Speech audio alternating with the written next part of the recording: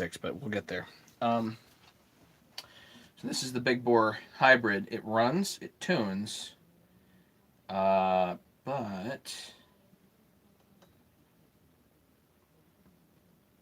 the starter ate itself.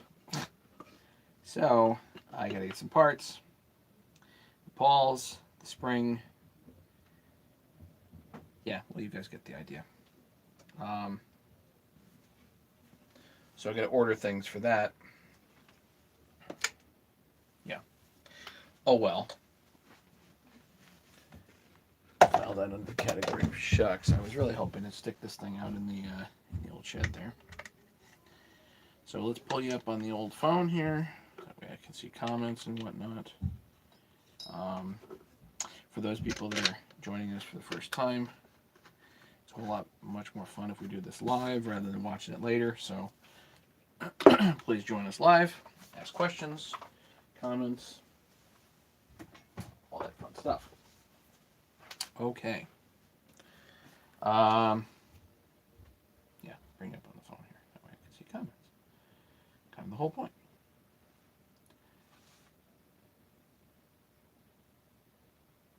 Hey, William, local crew. You like chainsaws? Okay. Well, I think you made it to the right channel then.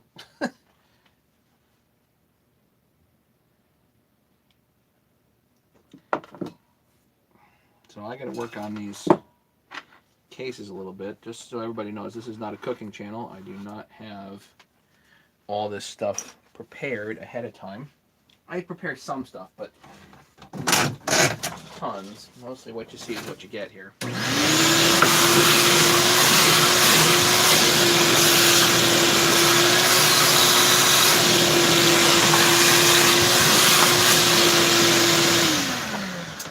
And I got a bunch of new OEM Stihl parts here, but first we got to finish cleaning up these cases. Now these cases have actually been through the ultrasonic. They still got the crusties on them, but we'll get rid of that and then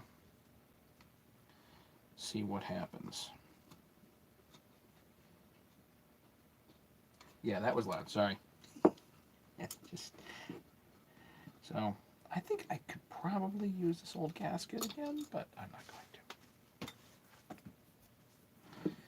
So got to get the crusties on here. Hold on. So I like to use a wire wheel.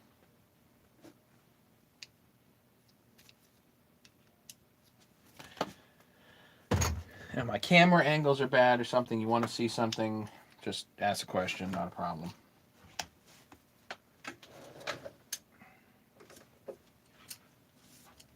Something's got to focus, whatever, just let me know.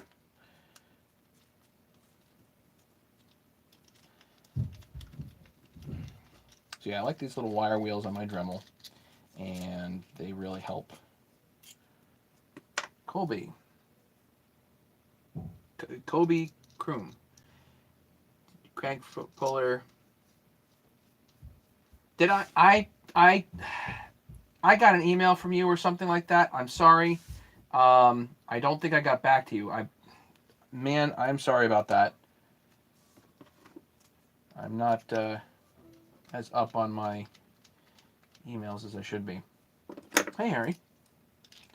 But yeah, I did get that email from you, I think.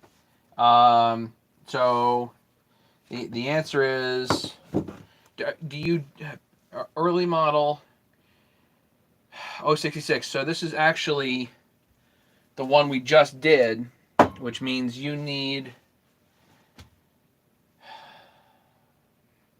a small sleeve for that. Small sleeve, large sleeve, M12 rod, flywheel rod. It's $120 shipped. Plus nuts and washers to get thrown in. I have a form letter that I'll send you, but email me again. Remind me. Hey, William. So wire wheel.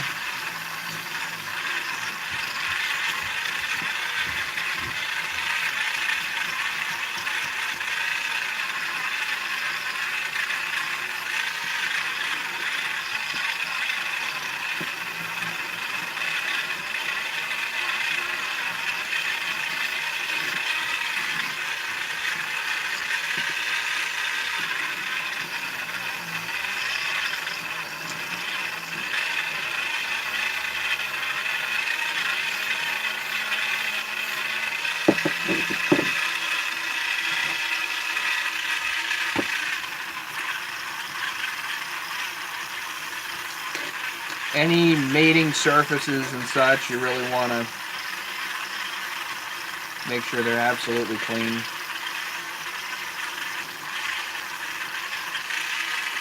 So these are the old bearings. I'm going to change these out.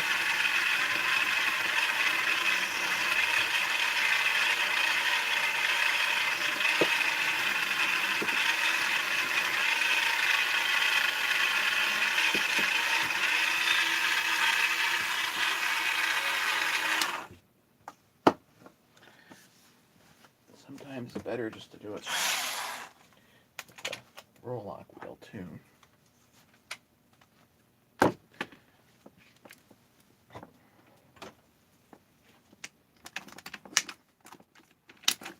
Yeah, the pre-polyfly, so the 066s with, like, if it has a M8 flywheel nut, then it's an early, I think it's the earlier one or whatever, and it's basically a big bore 064. And those you need both the sleeves for. Right, it was on, okay, you didn't have my email. My email's right here, I'll post it. Just get rid of the extra ampersands here.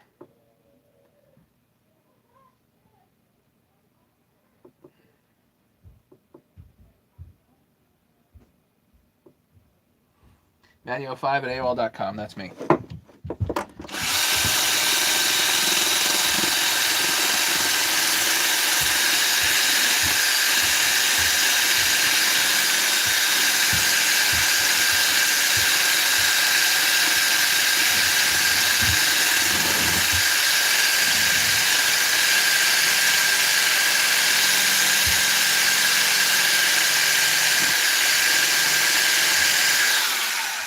You actually have the serial number right here on the case. That's pretty cool.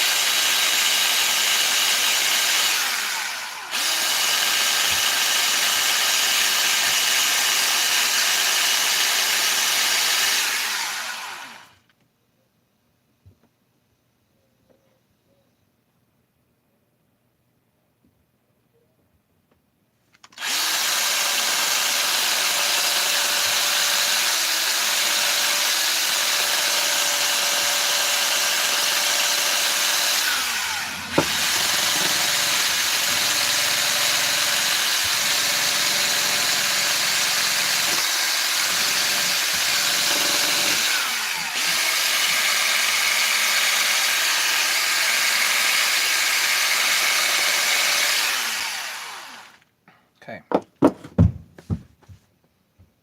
So you get all the everything down to metal here. Yeah, get rid of the extra ampersands. It's Matty05@AOL.com.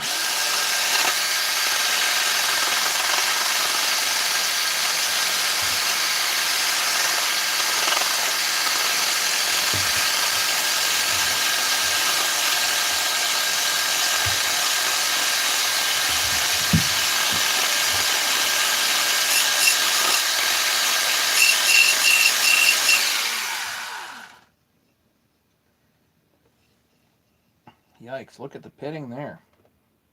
Ugh.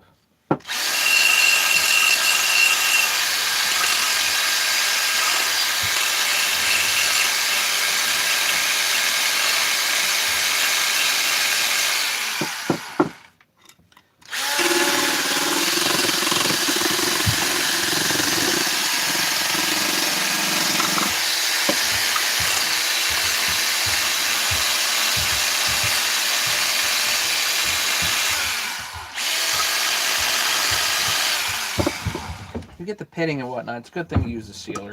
You know, if you got a perfect set of cases, then you don't need to seal it.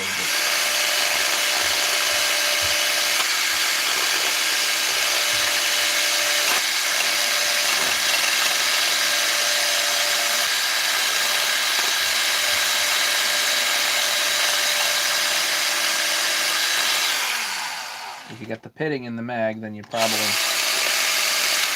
best off with a little bit of extra 1184 on that. You know what I mean? Okay. Yeah, I don't have the tools in stock right now. Be a week or two, and we'll get them.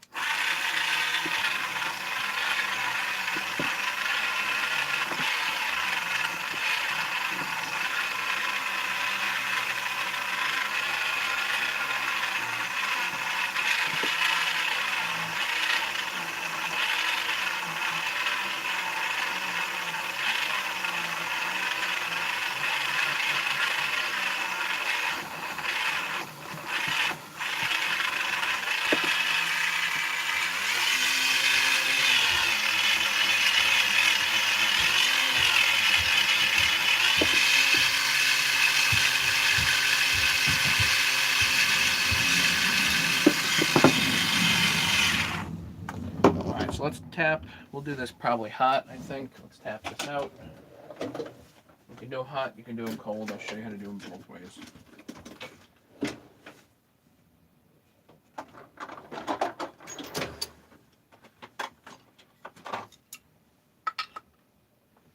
Fits pretty good.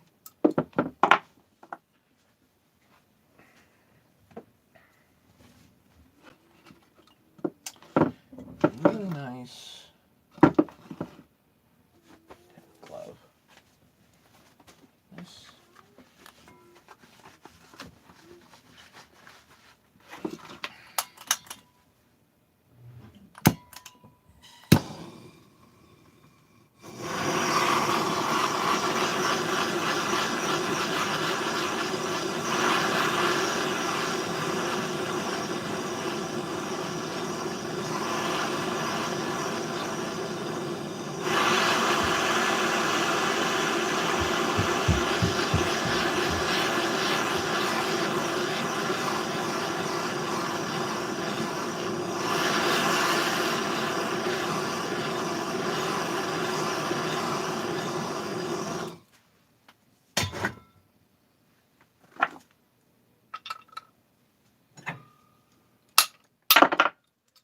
Your bearing.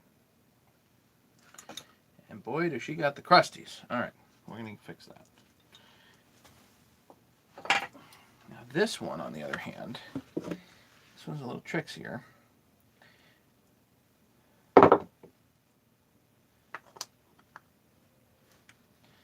Yeah, let's pull the rubber out here.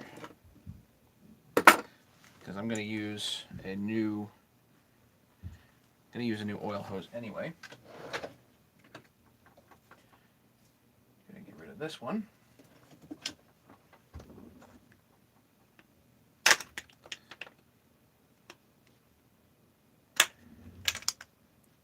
Sometimes it's just nice to use fresh rubber, you know.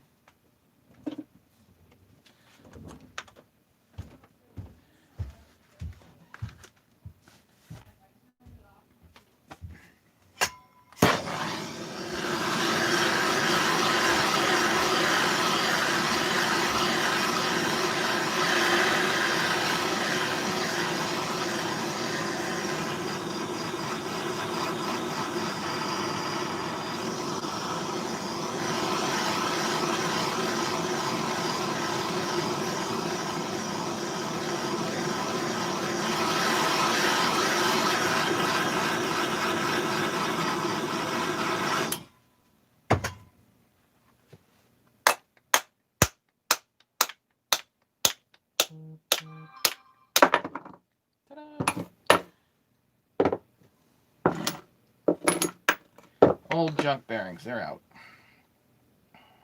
Okay. Wash these up. I'm going to go wash these. I'm going to do a little more clearing of the crusties, and we'll get the new bearings in.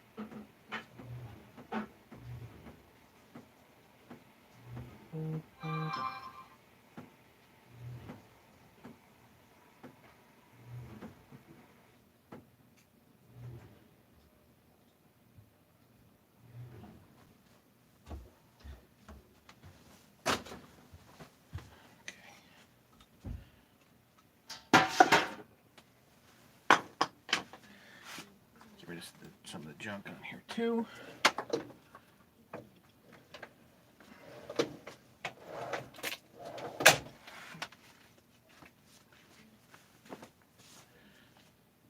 These two are hot.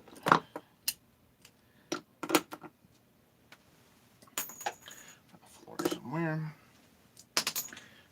Okay.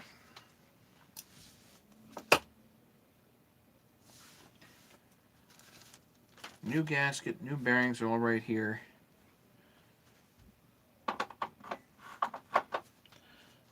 Gonna need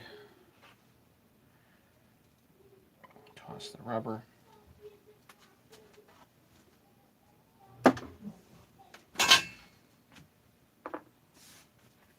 Clean this. Everybody cover your ears.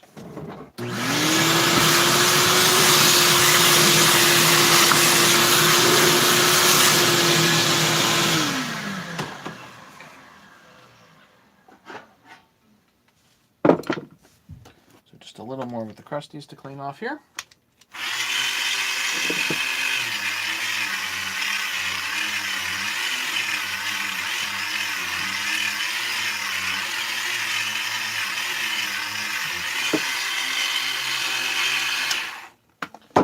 Clean and degreased best you can.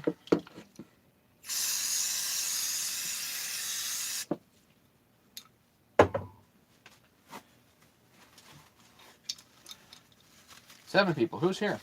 Who's watching? Kind of the whole point of me doing this is to hang out with you guys and learn together. So if you guys have questions or something like that, and you want to add something, please do.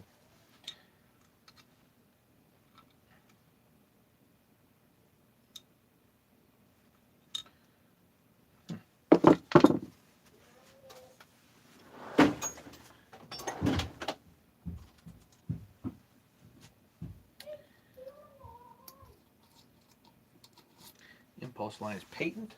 I don't want to overlook something like that. That would be kind of annoying.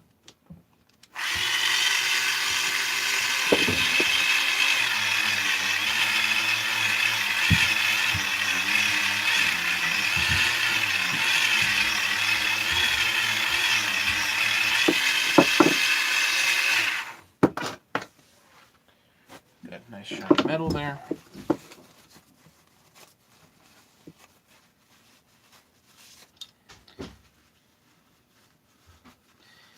Something like this, I tend to like to pull these in cold.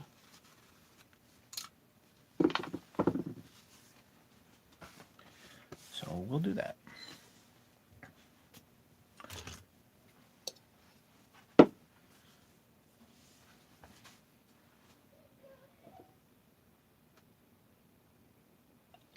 little bit of anti-seize. Am I still on here? Still on.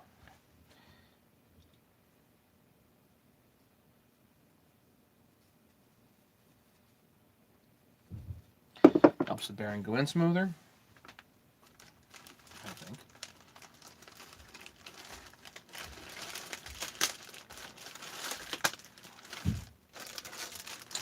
This is an 026 Pro. This is an OEM bearing. Actually has a nylon cage for some dumb reason. Order number 9503-003-0320.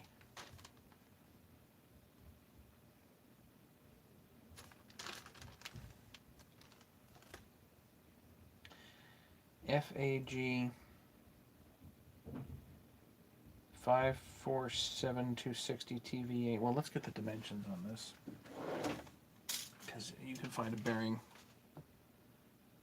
for this that I'm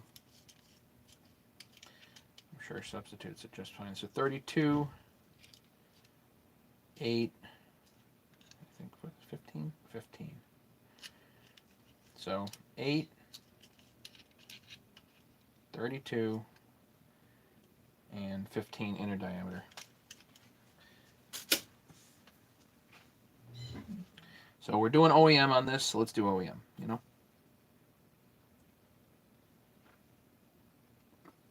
And you can do this hot, you can do this cold.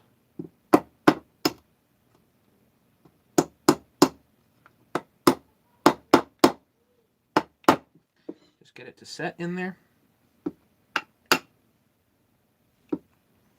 Knock on the outer race only. And you can hear it when it just kind of just sets in. Now I happen to use a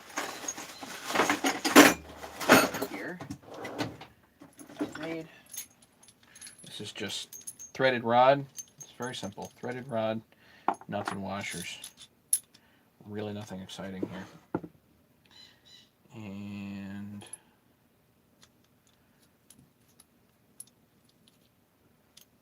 threaded rod and a really good, you want a really good assortment of nuts and washers. Really, really good assortment of washers. Just need 2 nuts.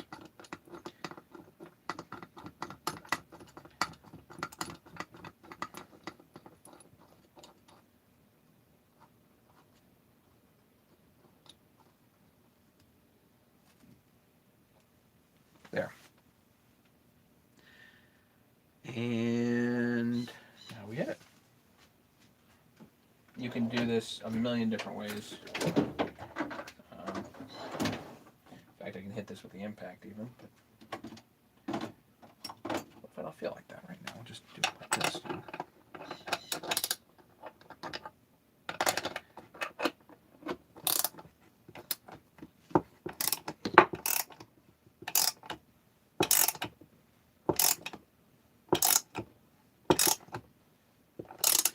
Watch it go in and feel it go in.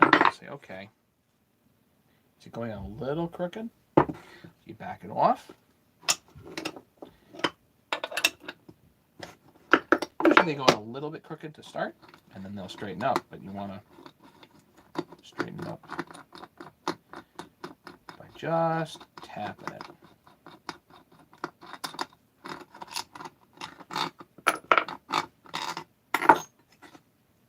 Okay, it's a little cocked to one side.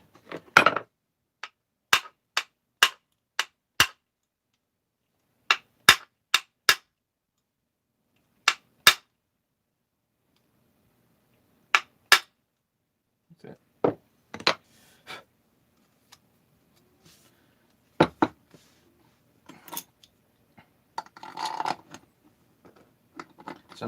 Sometimes I'll do this hot too. Sometimes.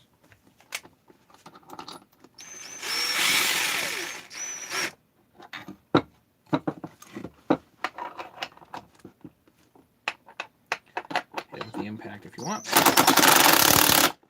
There you go. Going in. And you can hear the sound difference. That's it.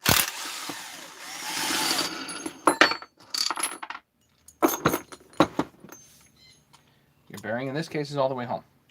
So the bearing here has a stop. You can just drive it all the way home, and you're good like that. Okay, brand new bearing, ready to rock. Okay.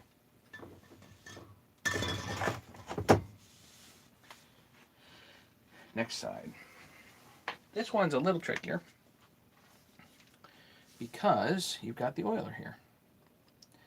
And the oiler is designed to be a stop for the bearing. So, this one's a little bit trickier, but that's okay. We'll get it. Now, if you have an old oiler, you can do this hot, get it hot, and then pull it right against, the old oiler. But since this is a plastic oiler, fixed oiler, don't want to mess with it. I'll do it cold again. We'll pull this in cold.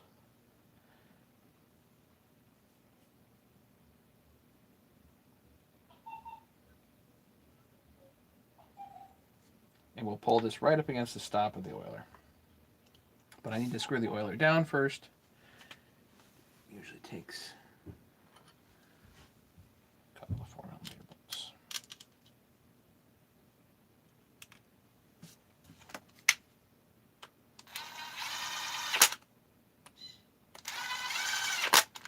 That's all you need. OEM steel bearing. No, you could actually use a Nachi bearing for the other side there. That's why it does not need to be anything special. You can use an NTN, Nachi, SKF, FAG, whatever like popular brand you want. I use Nachis. I can get them in packs of 10 off eBay. Usually get them like a pack of 10 or $5-6 a piece. So there's the pocket. And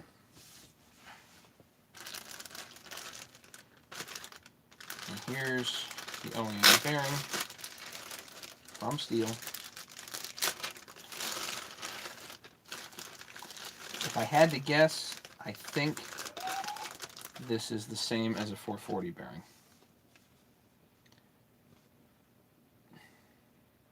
N1114 535114 W220B, Portugal. I think the 440 uses the same bearing, but I'm not sure. Okay, again.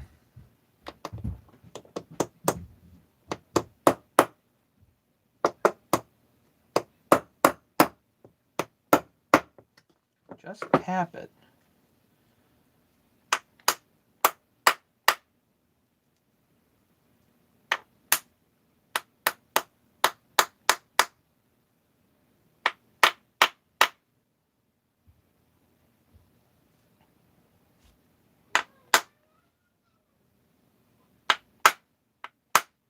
Sometimes you'll hear it be a little bit different. Okay, so now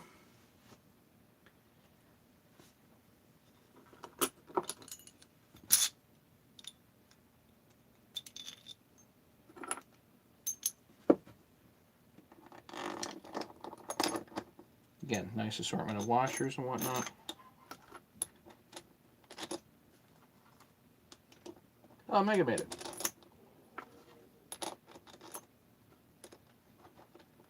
Now this is an OEM Stihl bearing, so I did not go with a Husky bearing here, but I'm pretty sure you could without too much trouble here. Don't quote me on that though.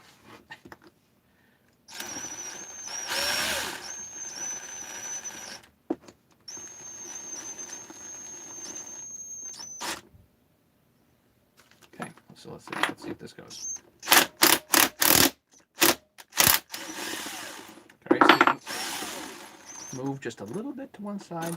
So let's pull that out.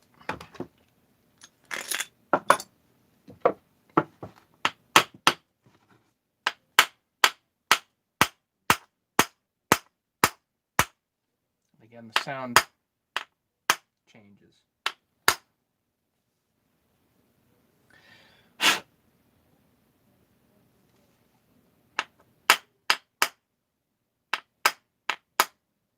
There we go. That should drive straight now.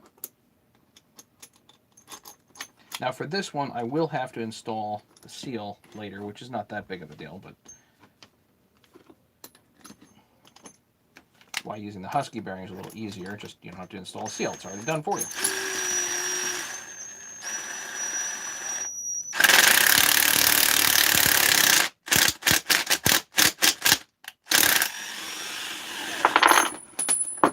That's it. Pulled up against the oiler, in proper position, ready to go. That's all I'll need my bearing pullers, or my bearing pushers for now. That away. Zuki Rider 400, what's going on? Just so everybody knows, this whole thing is a whole lot more fun if you guys participate, if you ask questions and whatnot. I learned plenty from you guys, so the whole idea is, you know, we hang out together. If anybody has any suggestions or whatever, then just let me know.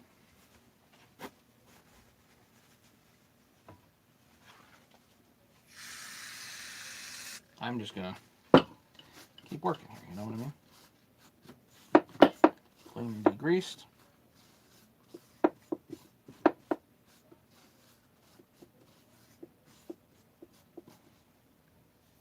Now I gotta take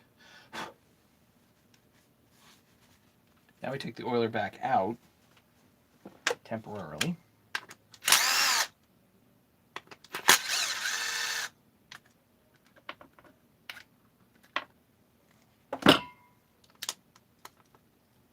So it's done its job for now. It's positioned the bearing.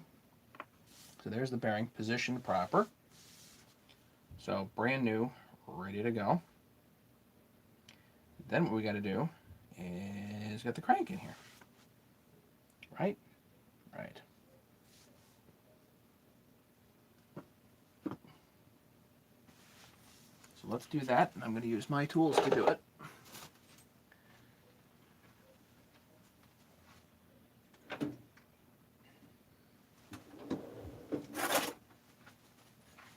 Hit this with just a little bit of Scotch-Brite. Make sure it's shiny.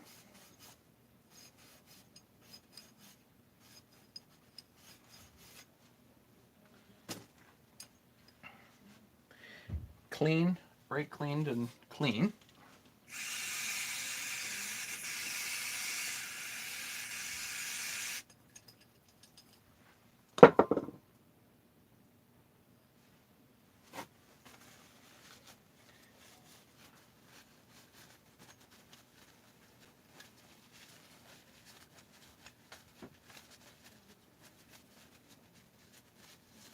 Make sure this crank is clean and ready to rock.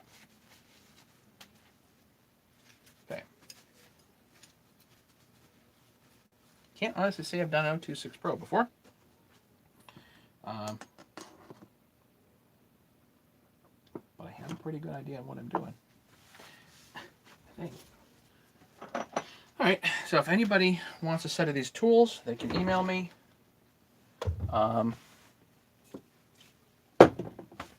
Really easy to use, probably the best tools for putting saws together, certainly that I've ever seen. I made them, so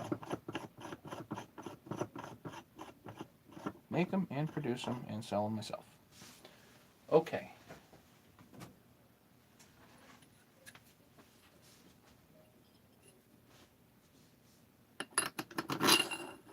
So, rod goes down. It's a thread-specific rod. Sleeve. Handle. This is just a piece of 3/8 inch. It's a 3/8 carriage bolt. That's all this is.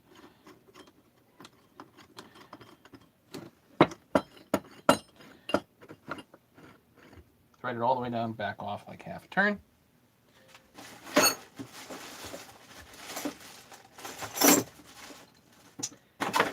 Nut.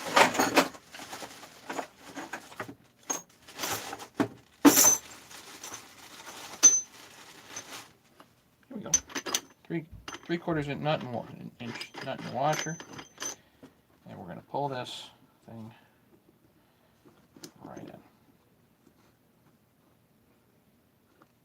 Now, one of the beauties of this tool is it only puts pressure on the inner race. It does not put pressure on the outer race. So there's no risk to the bearings here. We do this all at room temperature, no waiting for hot or cold or anything like that. You can just go for it, basically.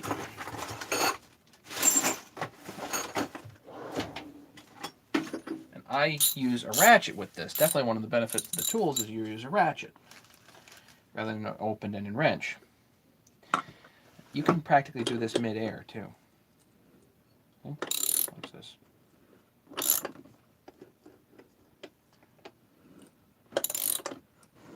There you go.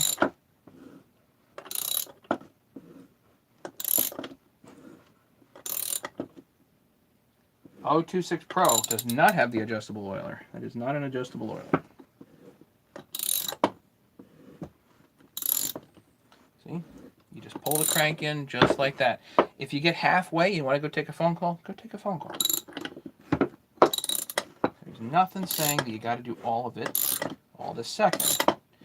But if you're the type of guy that's waiting for something to heat up or cool down or whatever, it's all silly. That's it. That's all you do. Now you back it off.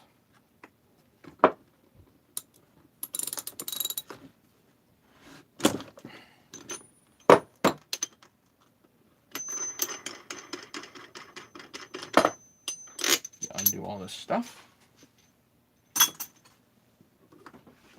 Undo your handle. Sleeve.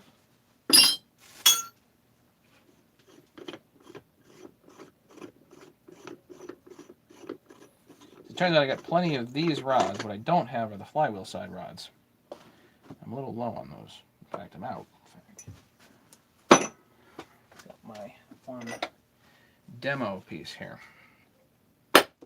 So, yeah.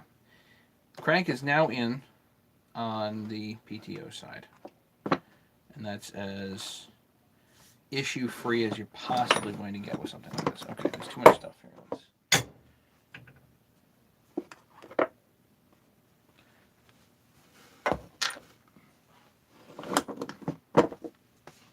A little bit of cleaning, and then we'll do the other side.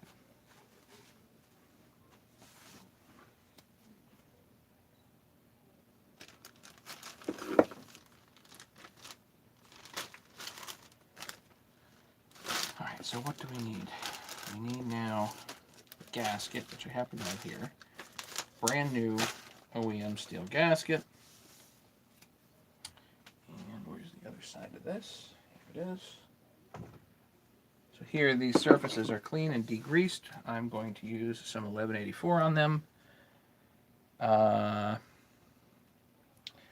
1, 2, 3, 4, 5 case bolts.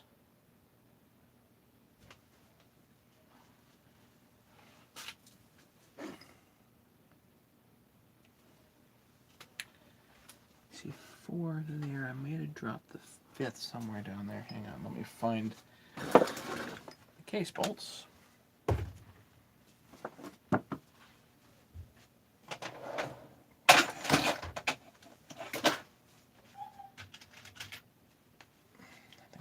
Work. So you can actually check these and be like, okay, is this going to work for me? Put that down there. Yeah, that'll work. Plenty of thread through.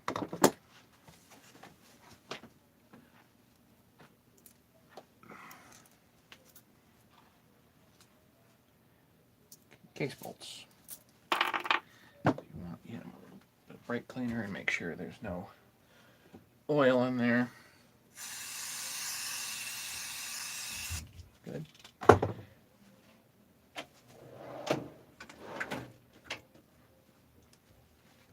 little bit of Loctite.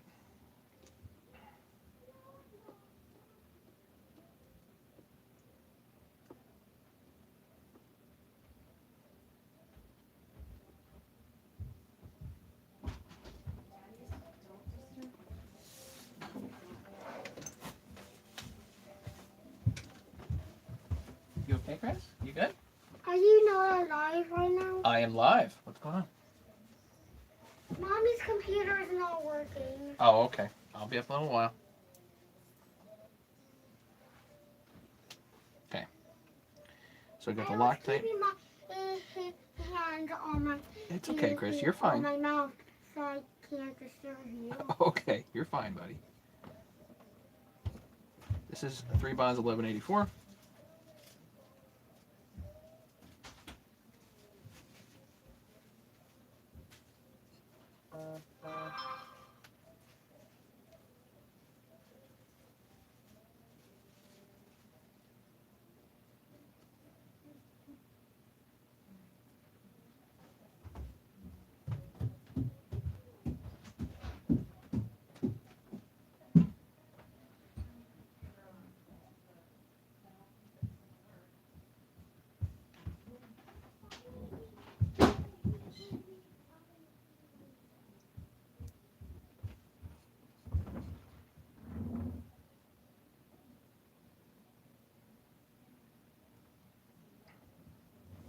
So I usually do the flywheel side first because I want to let this stuff tack on here before I stick the gasket on here.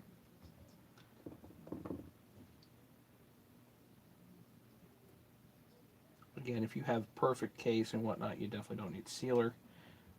Some guys use it, some guys don't, whatever.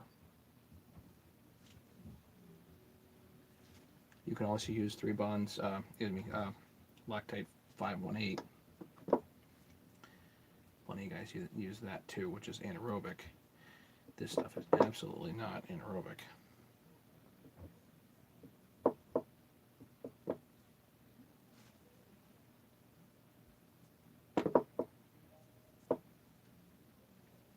Just want to basically get rid of the shine of the metal with this stuff, you know?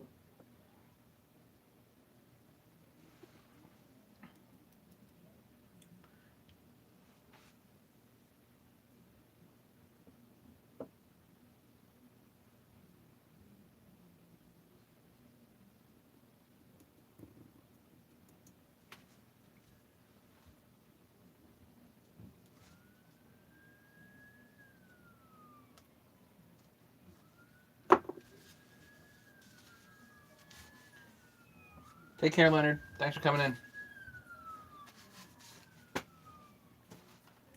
Alright, so now we have two sides that are tacked. That are gooped up, rather. Loctited. Tacked.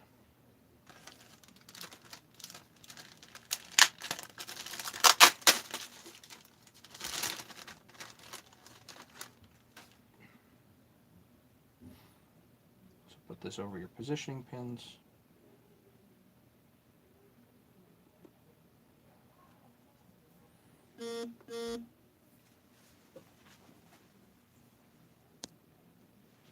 Okay.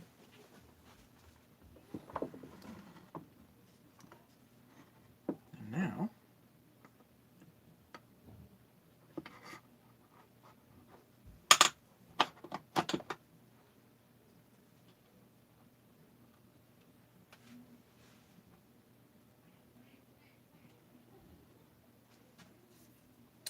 we can get the flywheel side rod on, which is M8 by 1.25. M8 by 1. Excuse me, M8 by 1.0 right hand. Doesn't have to be on tight. Loosey goosey is fine.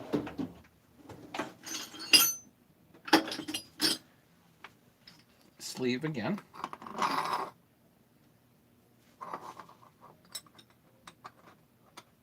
And handle.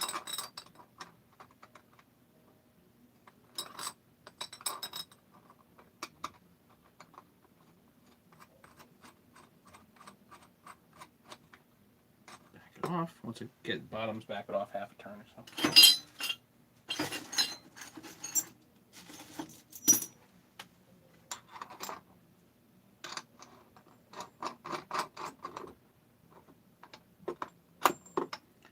Make sure the sleeve is all the way in on the inner race of the bearing.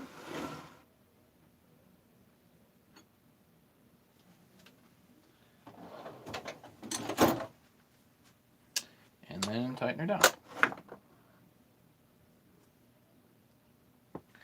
Make sure the positioning pins are lined up, because if they're not, you're gonna be in trouble. Leave this for the moment. Okay, so no, not quite. There you go.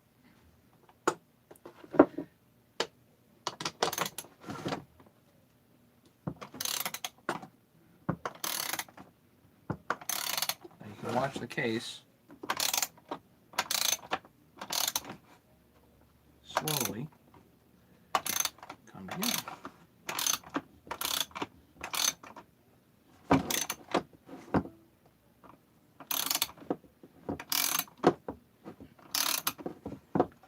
You can make sure, as you go, you can go around and make sure like nothing's in between here or whatever. This looks like it's a little It's a little persuasion.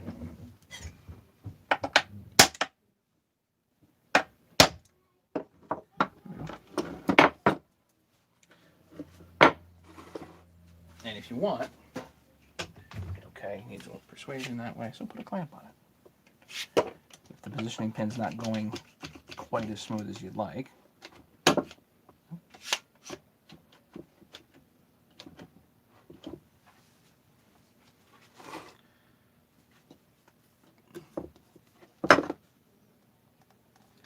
Oh, wait a minute, let's clamp it from down here.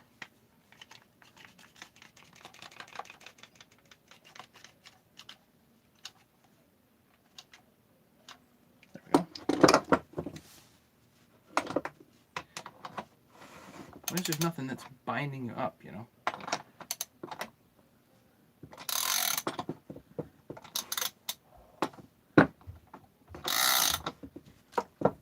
Nice part about the handle, gives you this hand free basically to make sure nothing else is messed up. And take it down to where it stops. That's it. Michael, can you replace all the seals and bearings on the 200T? Can I? Yes. Am I going to? Your guy is Lone Wolf on OPE forum or Arborist site. You want to look up Lone Wolf. He is the 200T guru.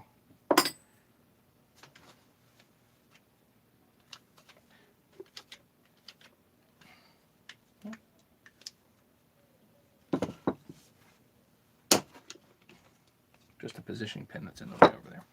All right. Yeah, for right now, I'm not taking on new work. Thank you, though. Appreciate it.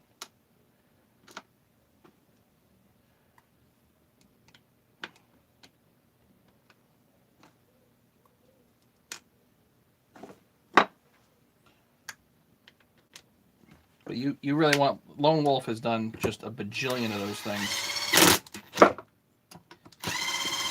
He does nice work.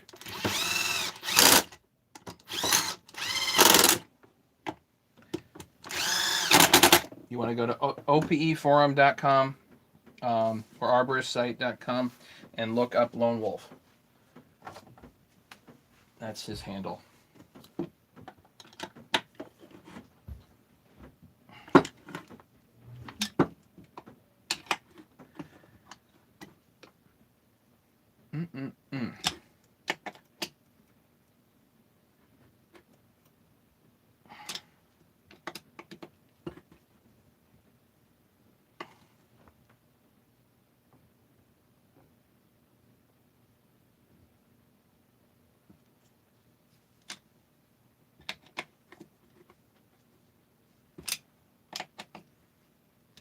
There's 5 of these. 1,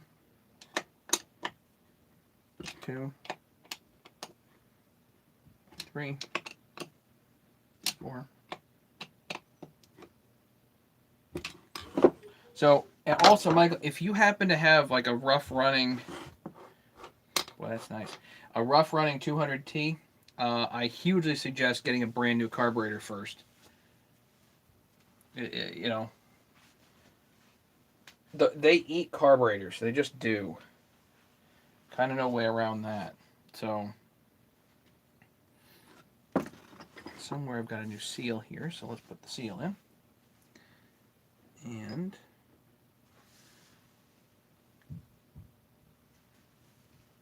I've got a long way to go there. Okay, so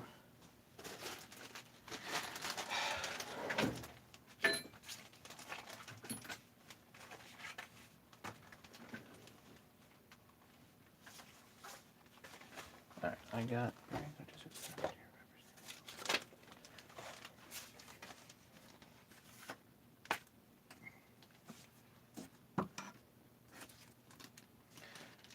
Timing. Okay, so I got to keep track of everything that I do to this.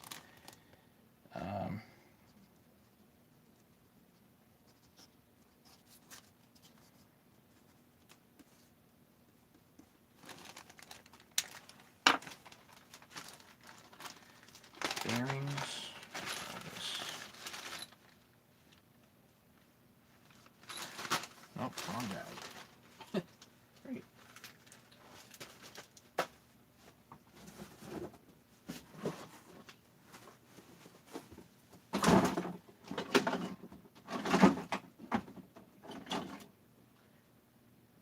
Literally trying to unbury myself in this particular saw. Oh, look at that. That's cool, that's cool.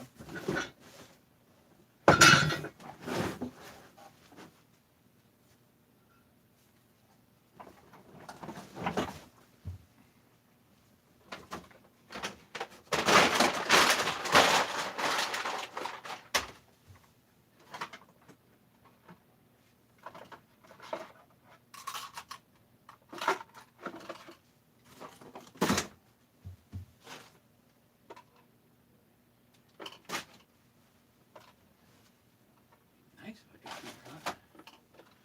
Where all that stuff? Oh, it's over here. Hang on.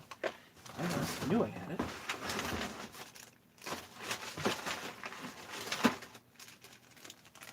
New OEM seal right there.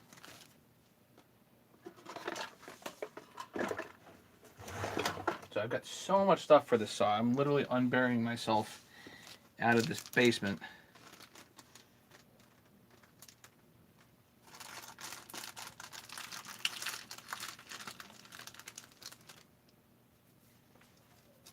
All right, I'm going to measure the depth here.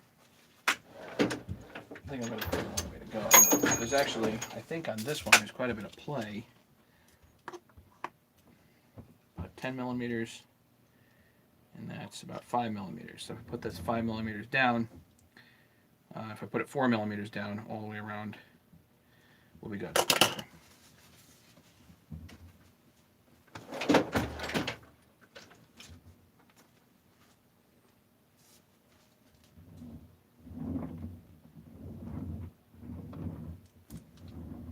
This is Loctite 518 anaerobic sealer.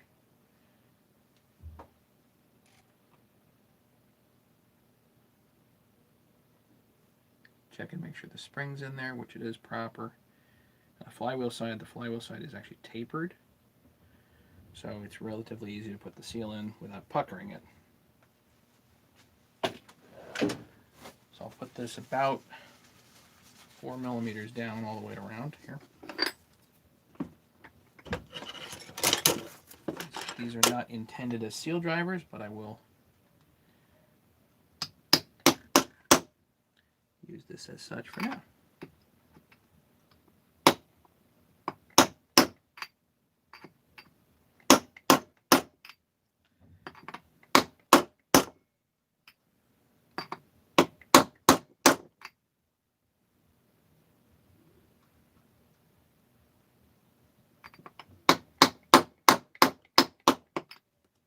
You know what? I'm not going to drive this too deep because that's perfectly sealed there.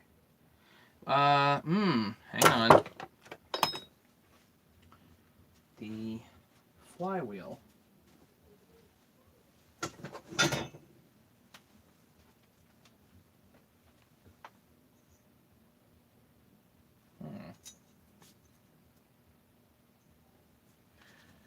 Let's measure.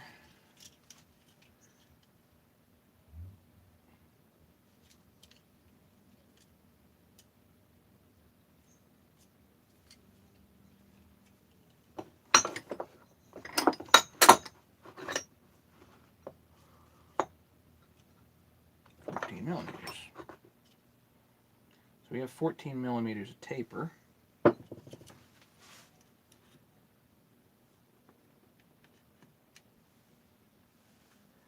Yeah, so I have to put this 4 millimeters down, I think. That's almost 12. Yeah, basically almost 4 millimeters down.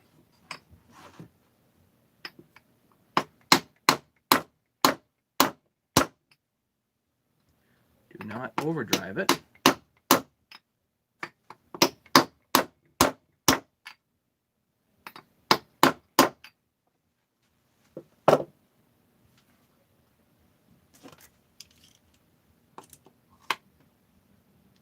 1.5.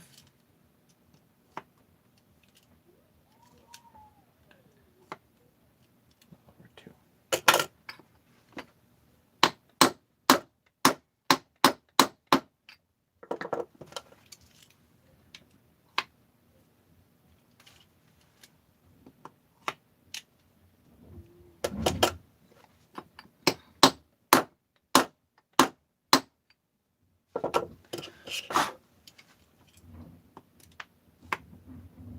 3.03,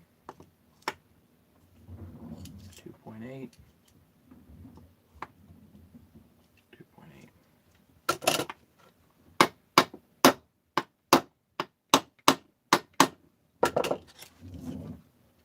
Let's bring it to 3 and see what the depths say.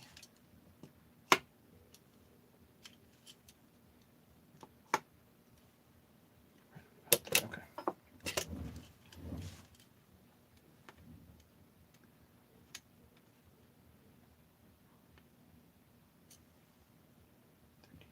Need 1 more millimeter.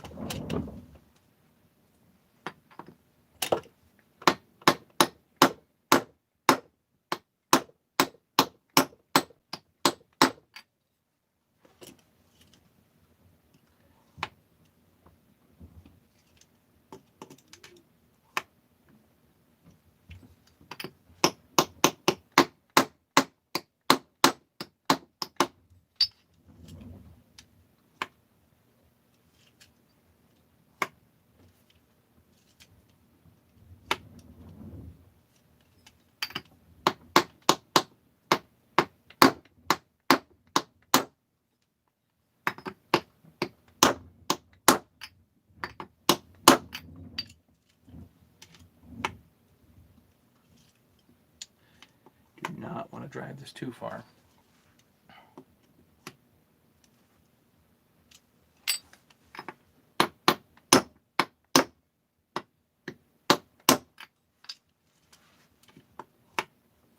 And you get a 3.9, 3.5,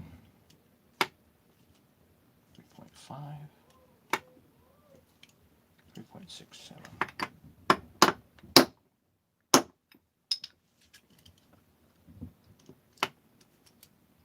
3.9, 3.8, 3.8. That's gonna have to be pretty darn close, I think.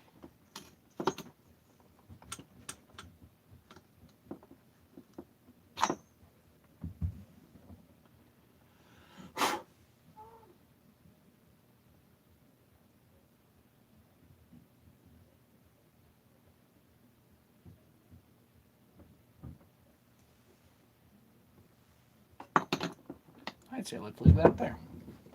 Okay.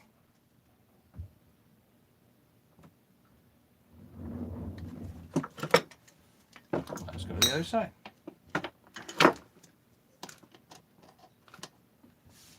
We have this thing built in no time.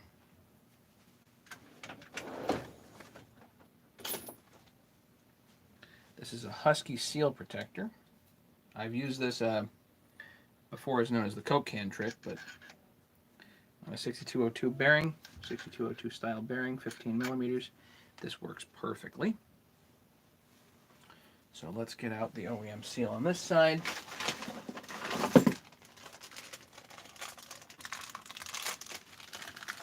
Hey, Nikki. Brand new OEM seal.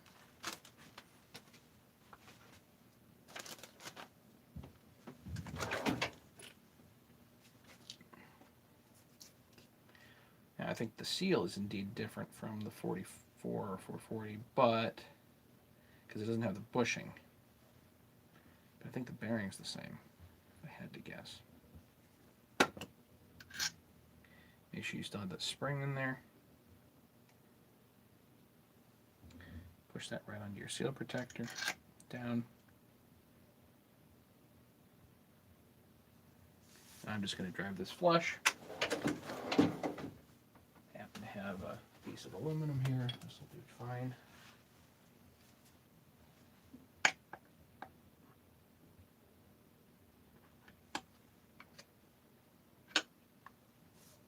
Might be a little bit tight.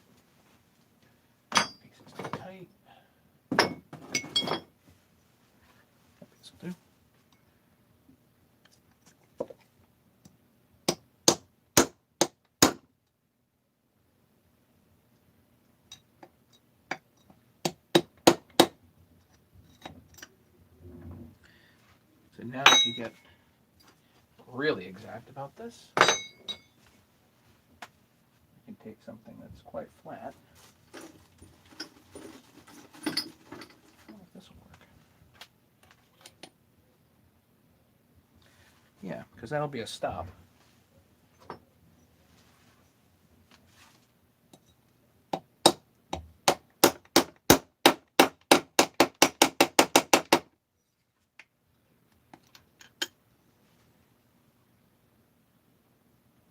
Yep, perfectly flush.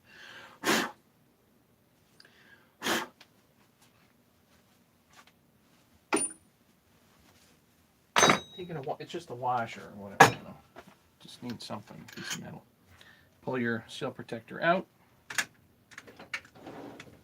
and now your seal is perfectly in.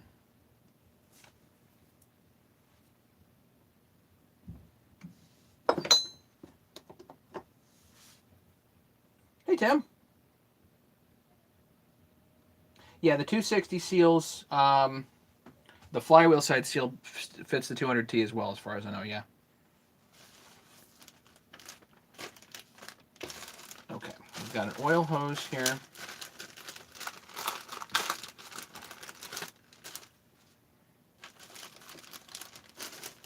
rid of some of these bags. Brand new OEM oil hose, not an aftermarket.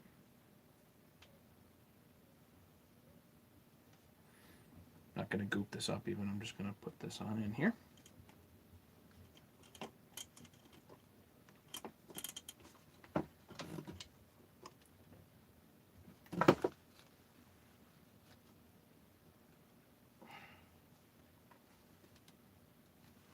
Takes a minute to press on in, but there you go.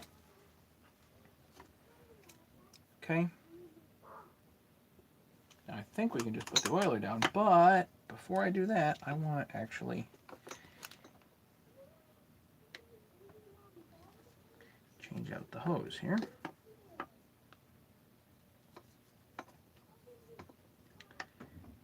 And this hose is going to be difficult.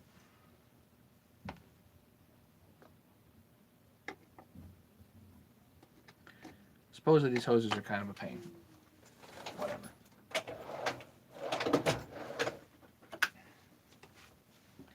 Let's see, can I twist this? Okay, so we can twist it.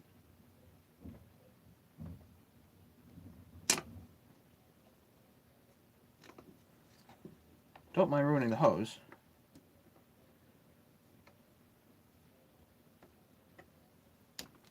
Do mind ruining the oiler.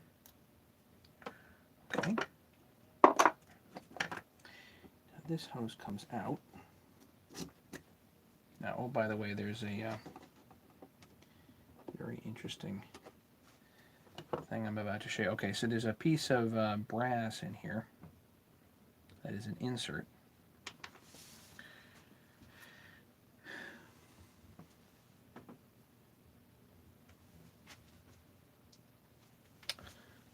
Q-tip, get out of here. It's just a piece of rubber hose. I mean, this is nothing special.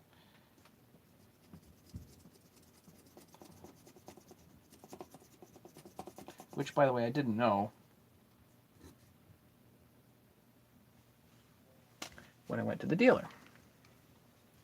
But I'm going to show you how not special this is in just a minute.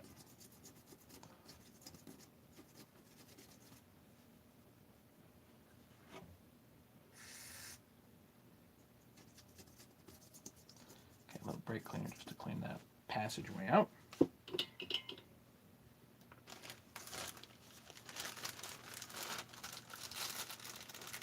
So here's the oil hose, 121, 640, 9400. They charged me 640, 9400, $3. So this is $3 for this little oil hose.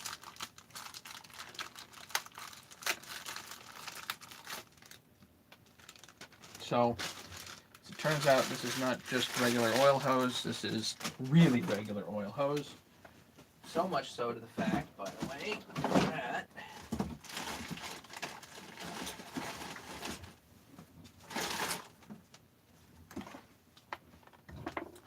it actually says R3 on it, which is the same as this stuff. You can get it in a 30-foot roll from Stihl for like $1 a foot. And the only thing, the difference here is this brass flary piece at the end. So let's see if I can salvage the brass flary piece.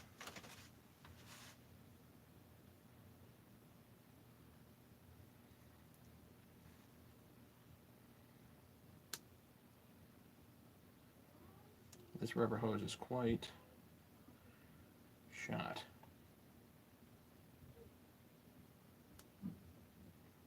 These are actually just my circlip pliers.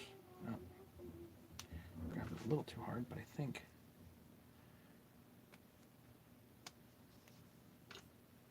wow, it really just grabs right on there.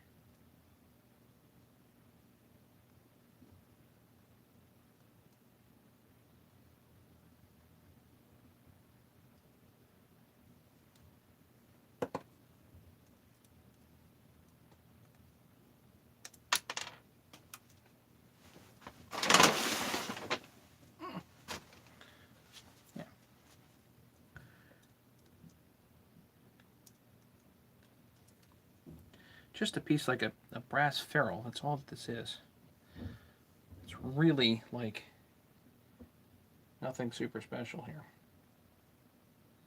Could absolutely reuse that. So I'm going to bag, I'm going to put this in this bag right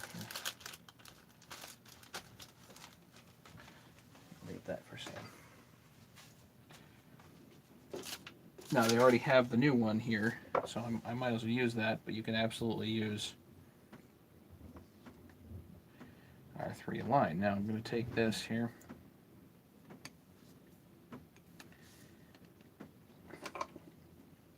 Put the oil around here.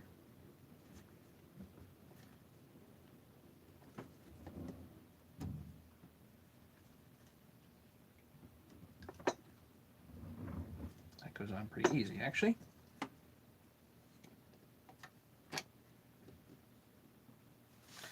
And I'm going to gently,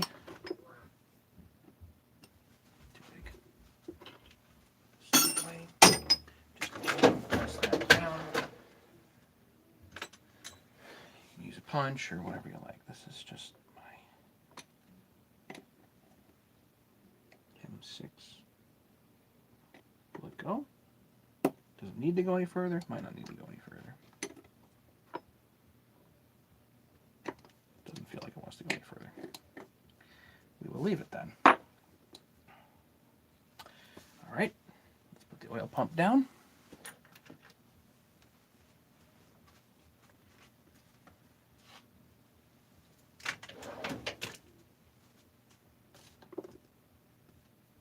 It's a brass ferrule. Looks like a brake line piece almost. If you're flaring brake lines, you know.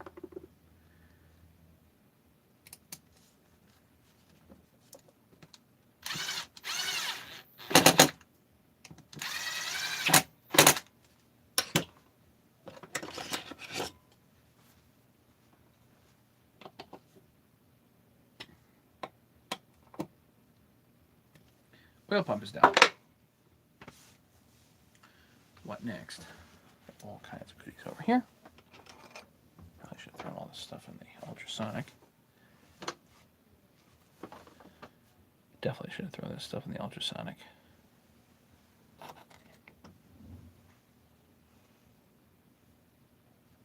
Let me go throw this stuff in the ultrasonic for at least a little bit.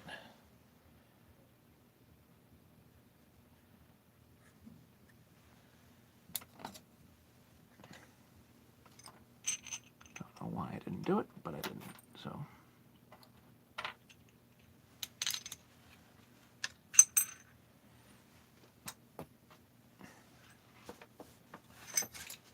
Got other stuff to work on this side anyway.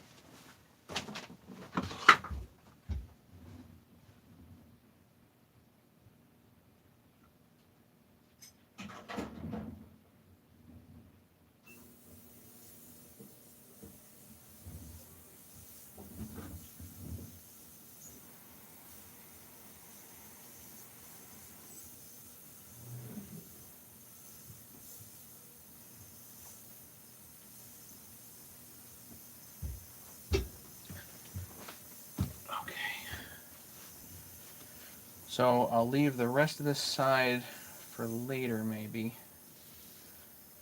Unless we can do the dog here.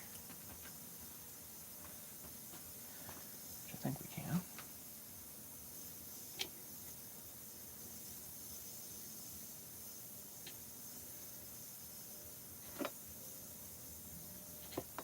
Yeah.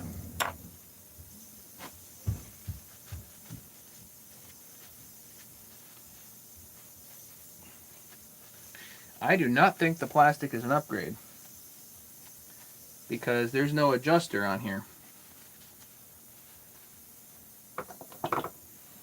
If I had to guess, I would say this is the older model that needs an upgrade.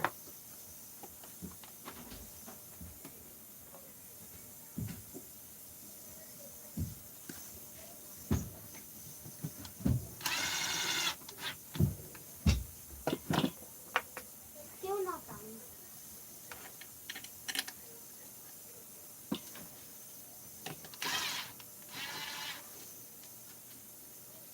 It's a nut that goes on the back side of this.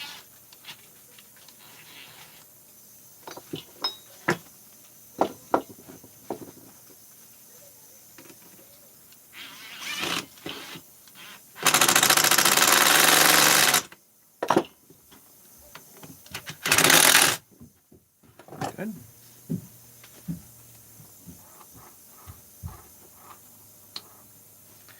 Good. Good, good, good, good. All the way around. Good.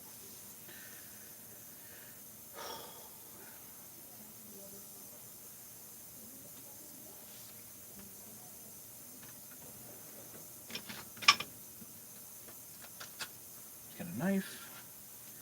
Cut off the tabs.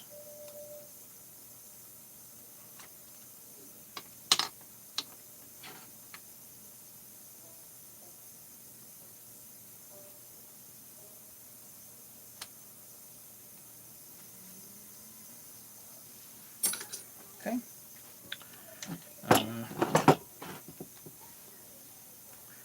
Let's go to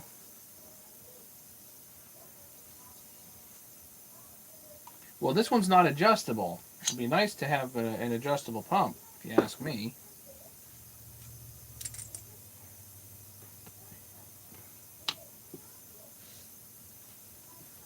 But I'm not the 026 expert, not by a long shot.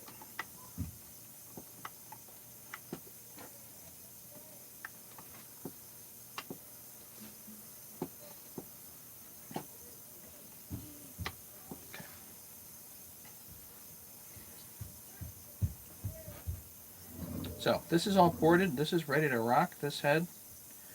Didn't do a lot of porting to this, but Rattler machined this. He did a beautiful job. And now I'm going to put this on here and double check squish.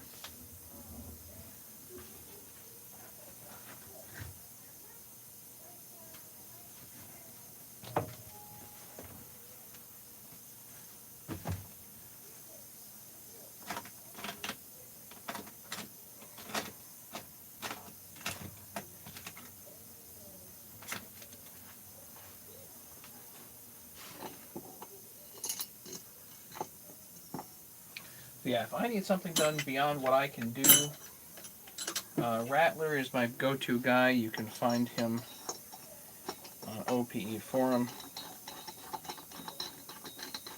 and on Arborist site.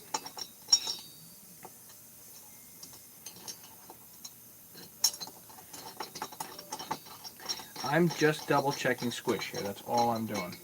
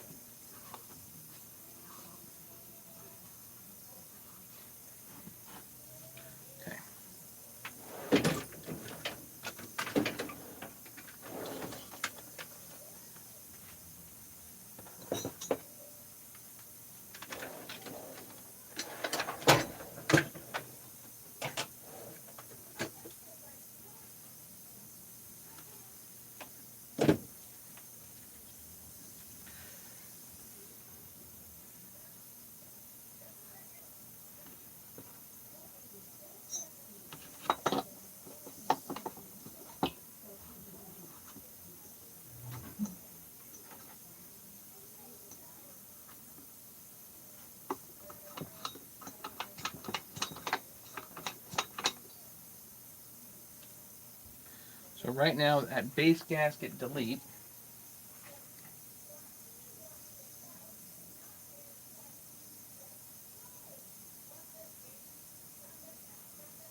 we've got about 16,000 squish.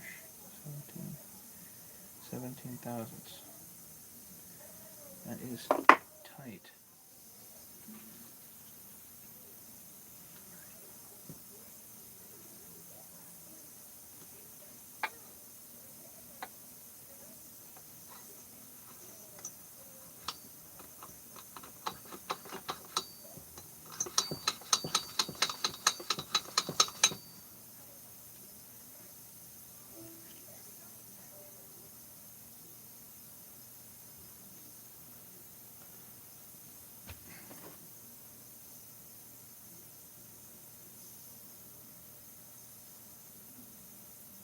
Sixteen thousandths.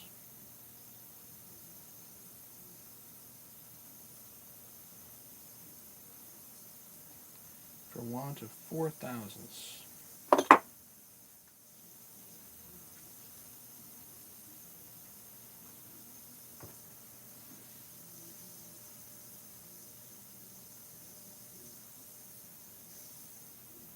think I'm going to find the time and take a little bit off the piston. That's what I'm going to do.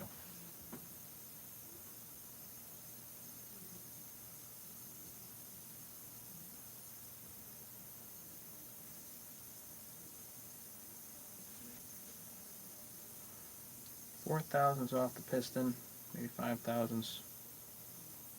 Because you can run it at 16.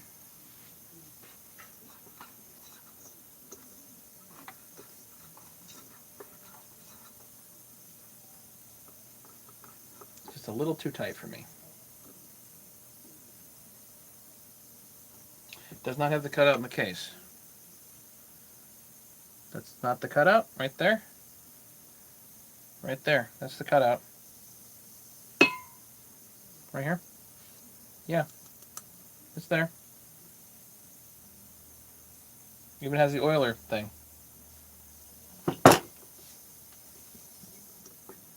Sorry, Brett. You're wrong.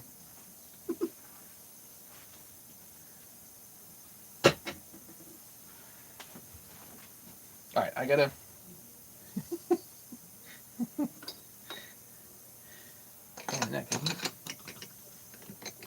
So I can either take...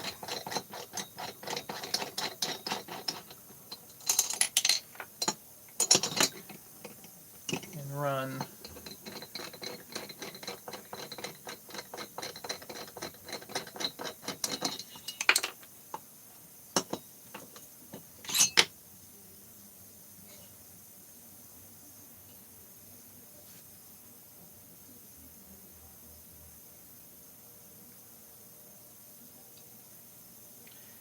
might just do.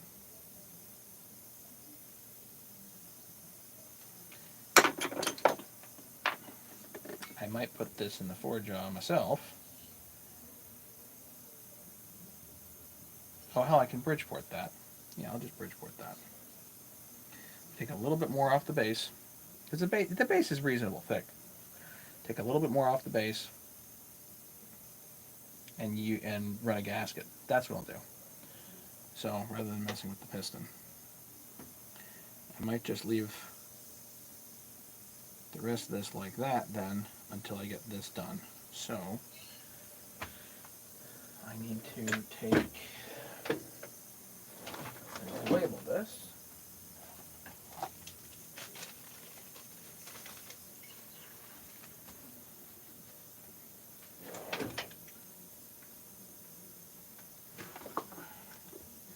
I also need to find the gasket this was with. Where this came with. Just to make darn sure here.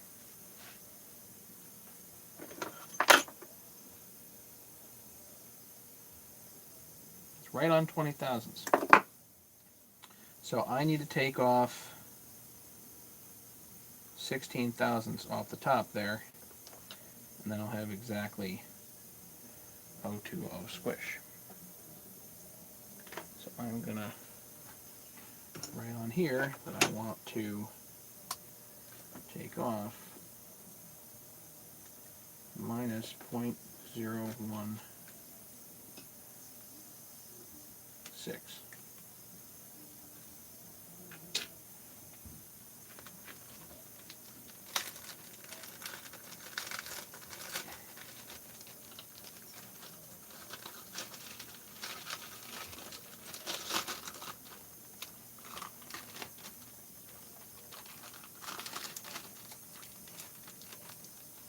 It's too darn cold to do machining right now, but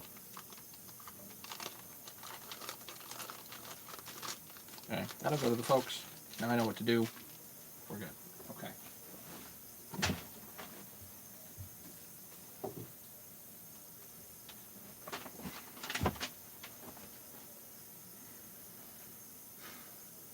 While we're waiting for that,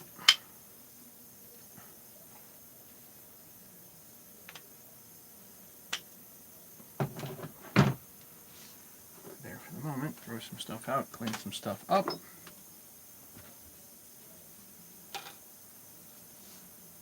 Because we have lots of work to do tonight, by the way. Like lots.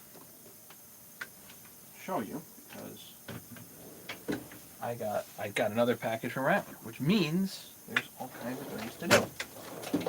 So let's put all this stuff away again for the moment.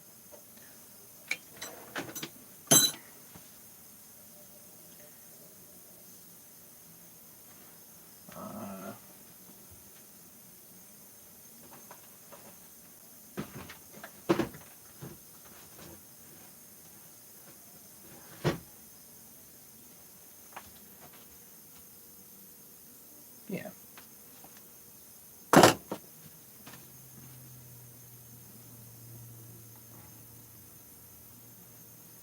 The later worm to be used on the earlier saws. Okay. Whatever you say, man. Whatever. I don't know. I definitely don't know about these saws, so I have to defer to your expertise on that.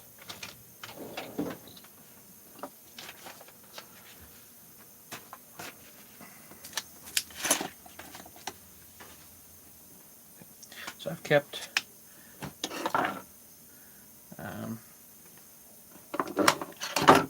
goodies and whatnot. Okay.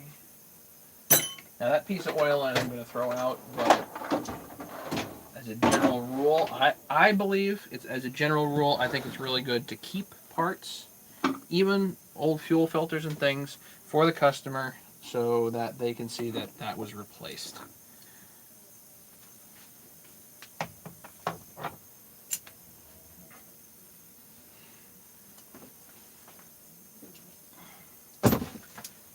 So I'll put the bearings in there just to show them.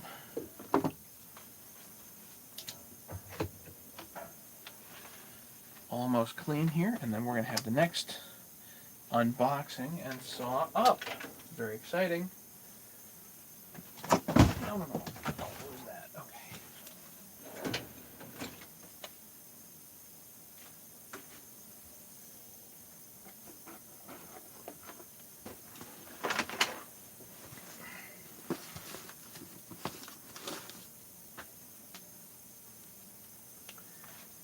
Just find my knife.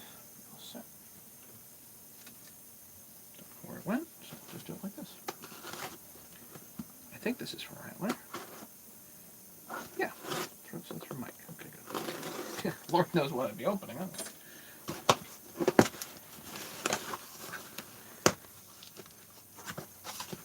Yeah, this has the Stihl worm as well. 660.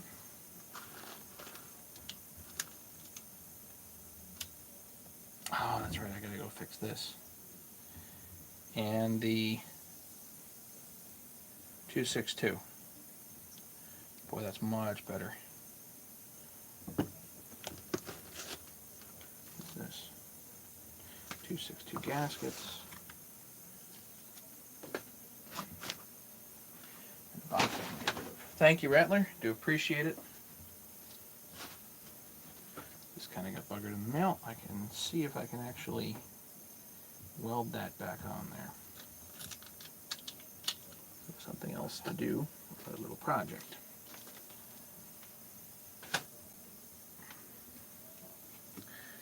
means that in the meantime,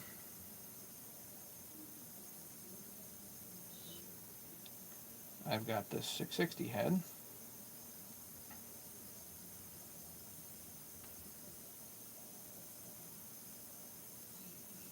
to install.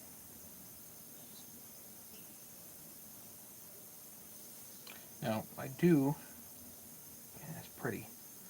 What a nice job he does with the base and the squish and all that stuff. Just beautiful.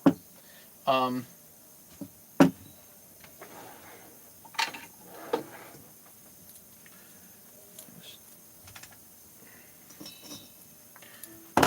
run this in real quick. 8 people watching. Who's here?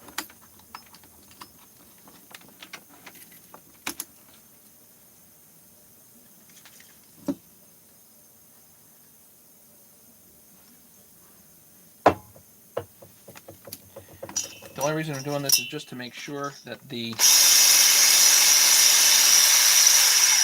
quick steel on the intake there is even.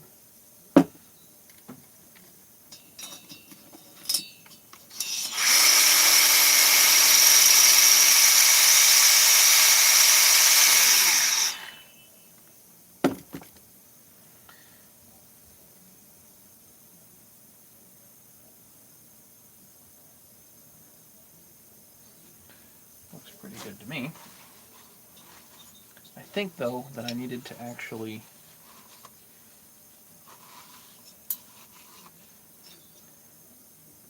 grind that just a little bit more, if I remember right.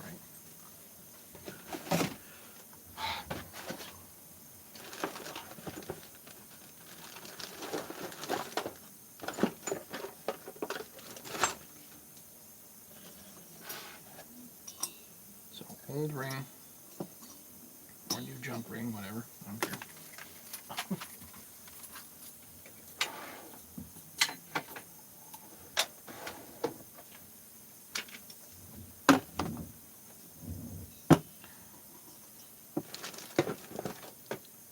Piston, press it down. Get your line, whatever that is. It's a reference point that's straight.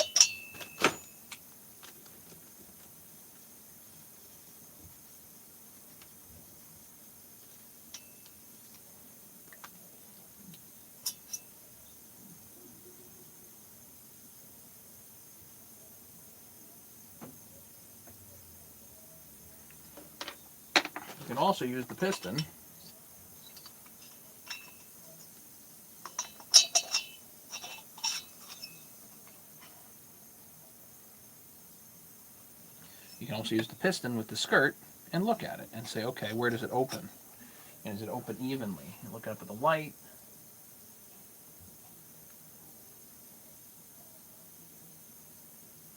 A little more in the center and a little bit on that side. I'm not talking much here. I'm just, fiddling around with minutia.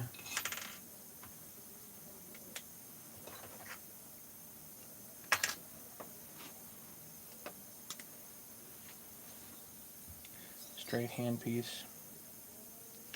Nice if I had light too.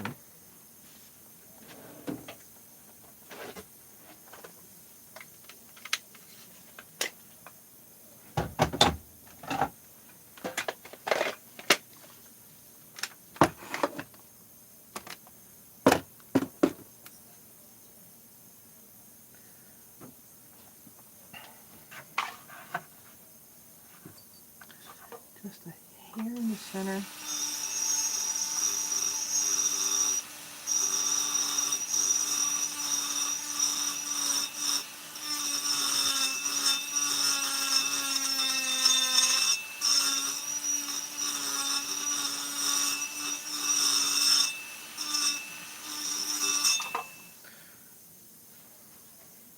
So what I'm looking for is square on the corners, nice flat line so the intake opens very, very evenly.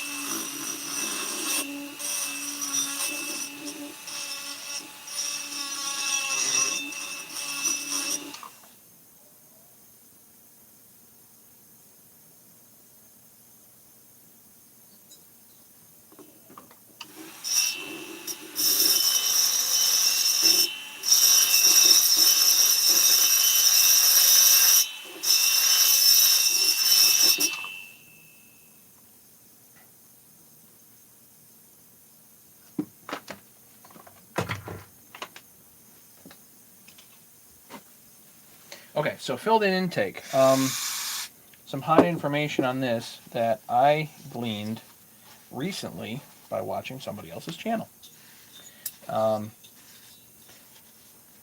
This is my saw, so it's not going out to anybody. If it does, it'll probably be cheap. But filled in intakes, according to Tree Monkey, you want to, when you're grinding on the intake before you fill it in, you do not want to hit it with brake cleaner, which I do. He recommends against it. What he says makes sense, because if it leaves any residue, then you're more likely to pop that JB weld off. He also uses regular JB weld.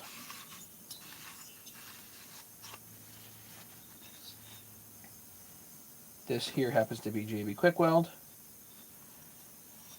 He says it's junk, so I will simply defer to his expertise,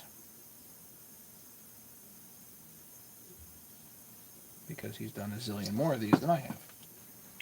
So use regular JB Quick Weld use regular JB Weld, and when you're done with your final grinding, before you put the JB Weld in there, do not use brake cleaner. So I wanted to give Scott credit for that.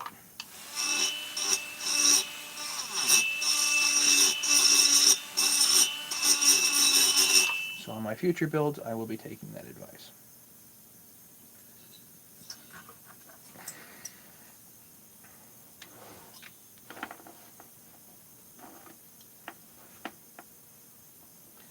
And I'm just trying to make sure the whole thing here is flat.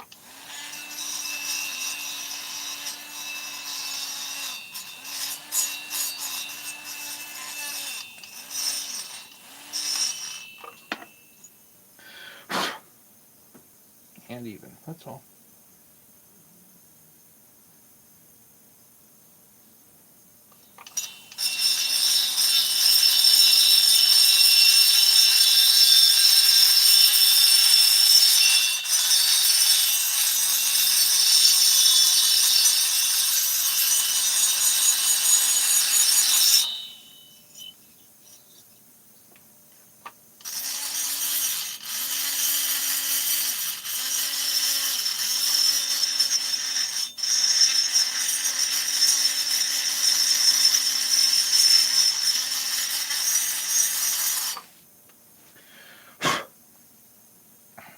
Really, that's the extent of the port work.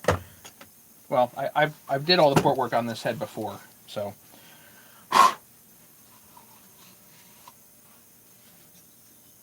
don't really need to do anymore. I can keep, you can grind on these things forever, but I am not going to do that.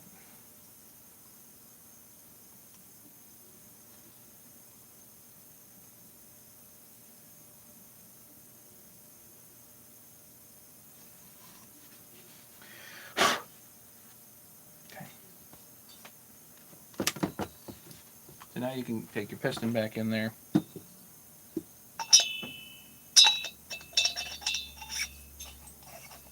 I'm going to hold this in a way that you can see it.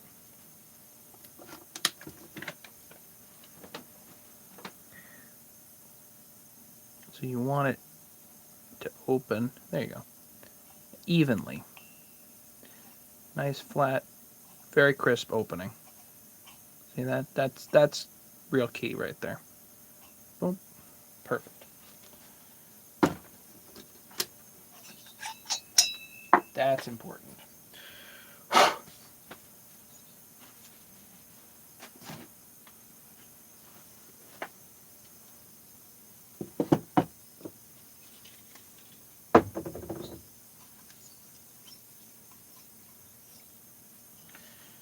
Alright. Piston.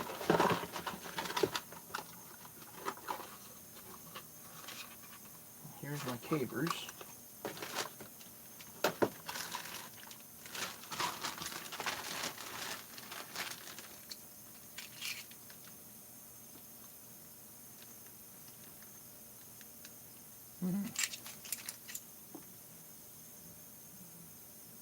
Italy. So this is my major piston. Okay.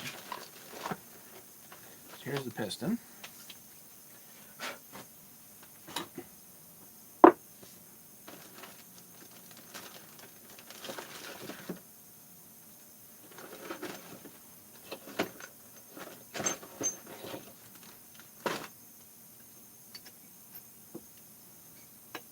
just a regular pin bearing, not an OEM one. I've got the OEM stuff here, but we're going to just put this in there just for giggles.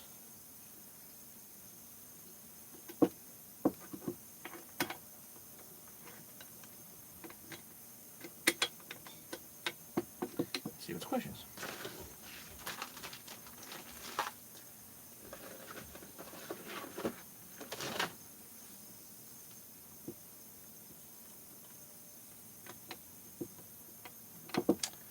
Per usual, I forgot to do this.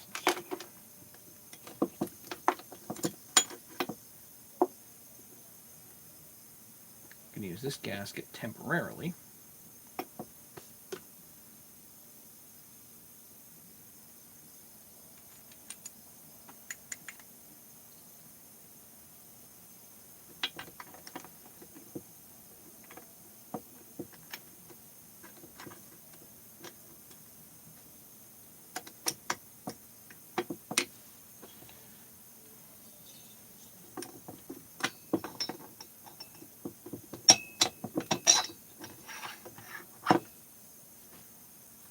Let's see what we got for fit.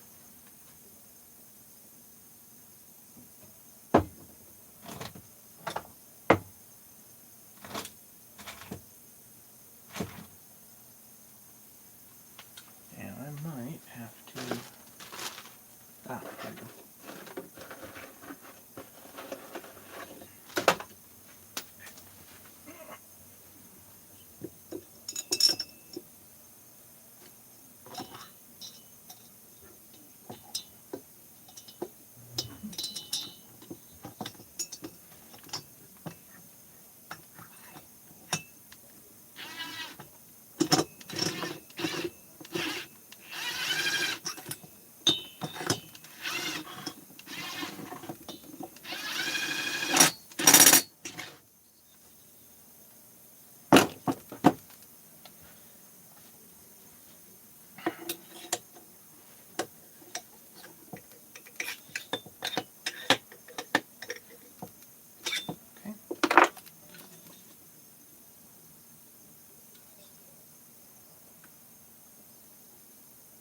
Make sure it's all sitting down fine. Things are, clearanced appropriately.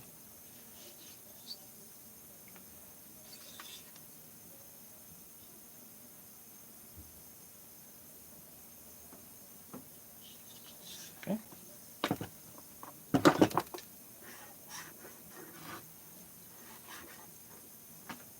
Now I would assume that the squish is going to be a little bit high here because I'm potentially using a thinner gasket than this. But let's see. Steelman, late to the show. It's okay. So roundish on the top, flat on the bottom. The intake, I don't hardly touch the top. Where the bottom of the skirt is, you want it to be very, very flat when it closes and when it opens. Flat and square. Hey, Will.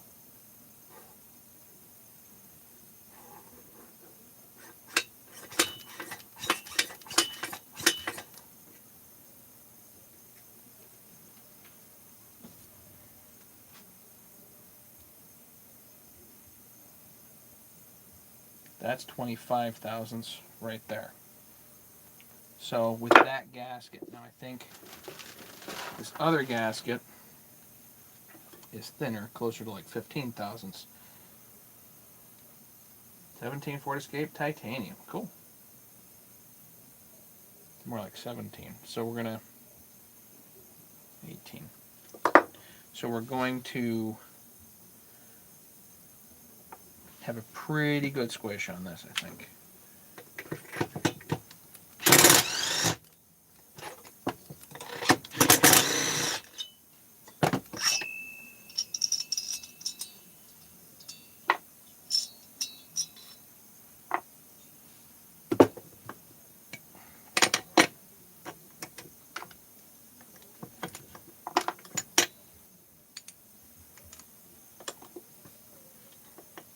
Forget what this is, but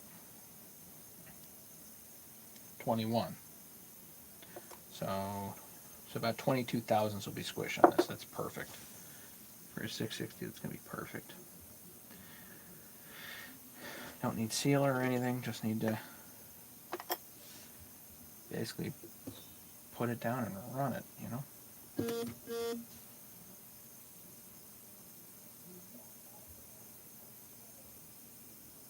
There's a similar wheel here, little OPE. Same wheel, probably.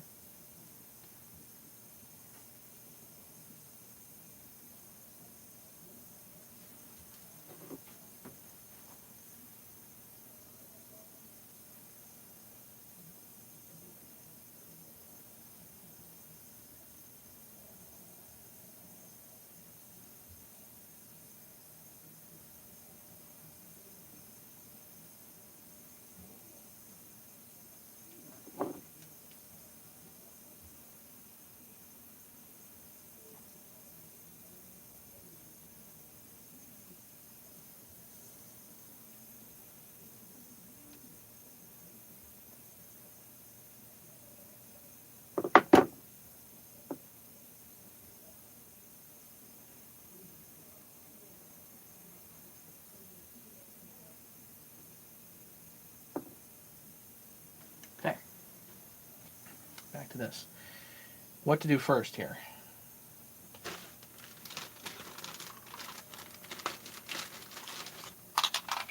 Got cabers somewhere. All kinds of goodies. Okay, so we got more cabers. We have Meteor clips, which I do not want to use. I'm going to throw those right out.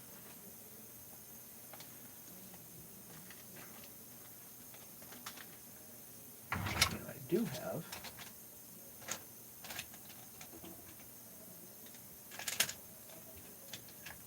call these the OEM pain in the neck clips, but could use those. Could use some cabers. I need an OEM pin bearing and pin.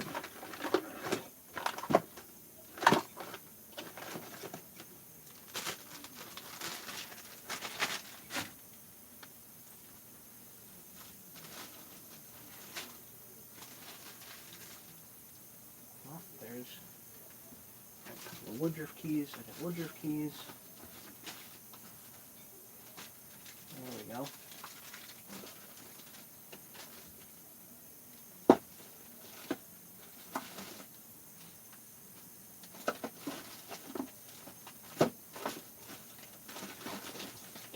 Here we go.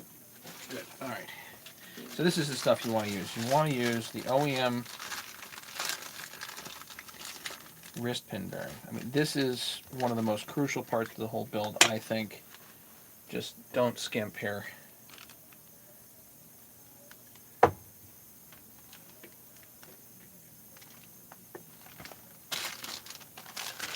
Okay.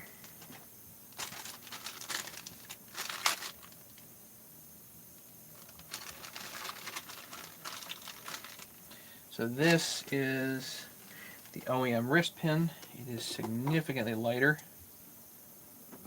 and tapered. That's the one you want to use.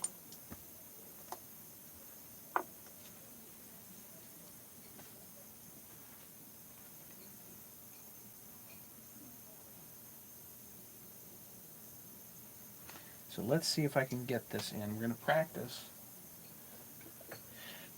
getting circlips in. Grab the edge of one. You want to dive in with the other edge.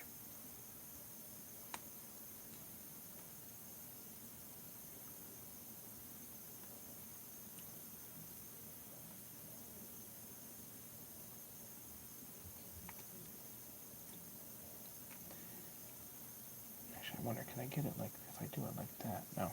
Okay.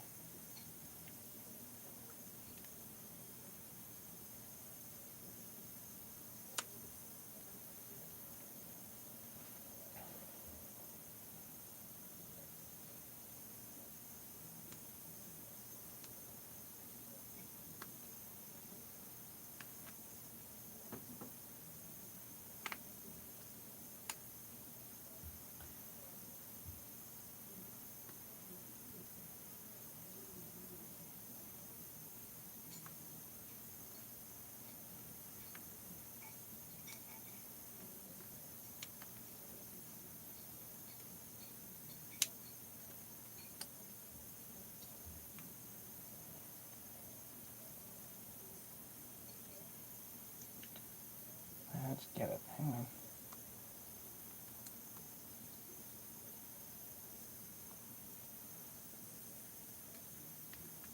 Who else think this is going to go like right into my finger?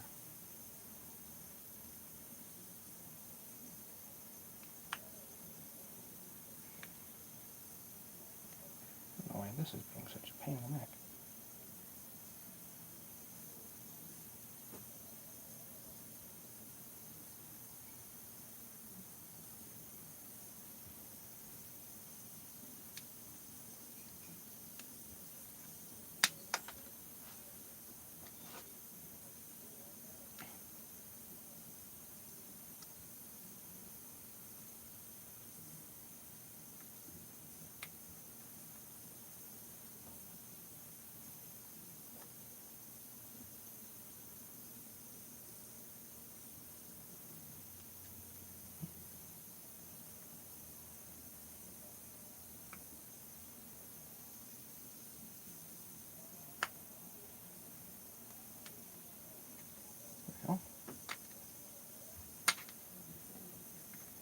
Click.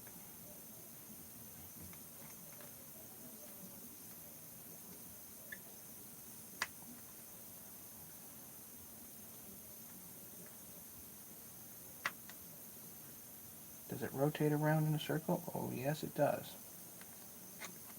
So that is an OEM Stihl circlip. So, okay.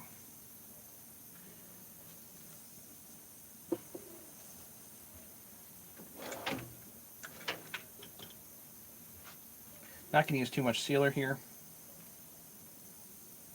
Just need it right at the corners.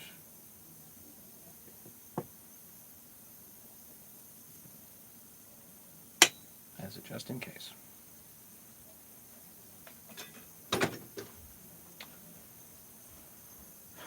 We're going to do oil here.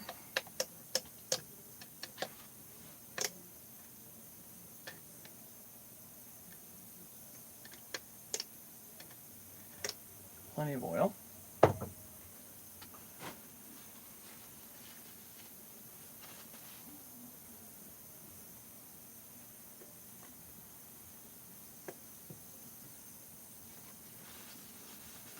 There's the seal. Not a hybrid, this is just a regular 660 that's ported. Nothing really super special about this one. Okay, I also need an intake boot.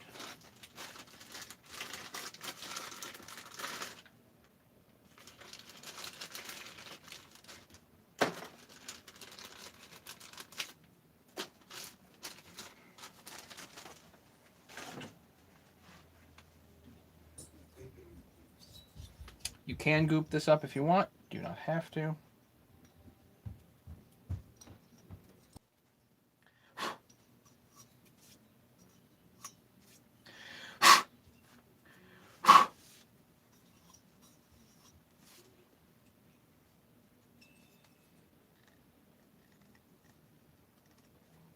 This is an OEM boot. These are not cheap. No, definitely not all Farmer Tech. No. Definitely not.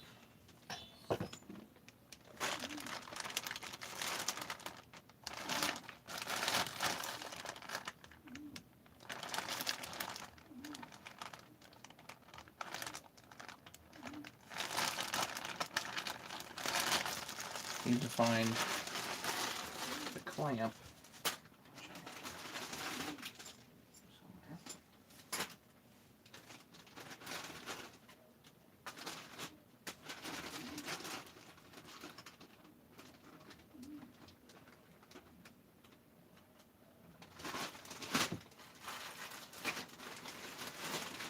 I think this is actually like my spare parts bag. This is not.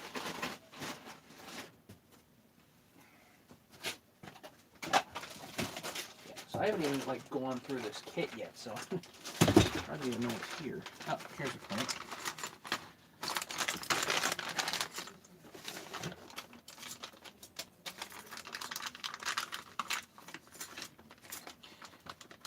Yeah, can I go over the parts I swap? So the first thing I do is swap the piston pin bearing. That's first. I used a Husky 390 XP PTO side bearing, Nachi 6203 on the flywheel side. You don't necessarily need to change it out, but I like the Highway Seal Kit. If you can swing that, the Highway Seal Kits are pretty nice. Makes a lot of sense to do that to me anyway.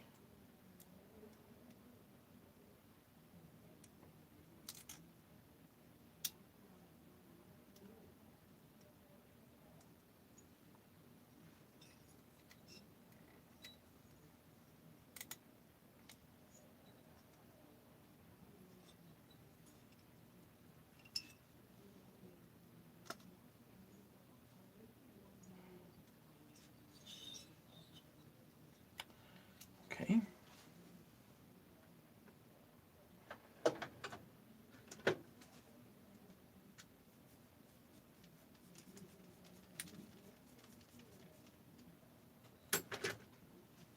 Clamp's kind of annoying, but whatever.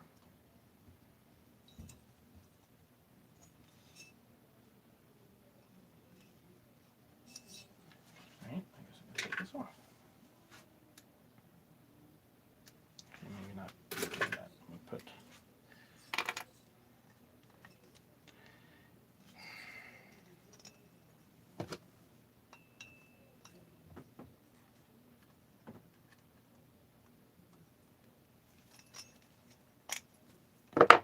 Sometimes you got to put the clamp on first.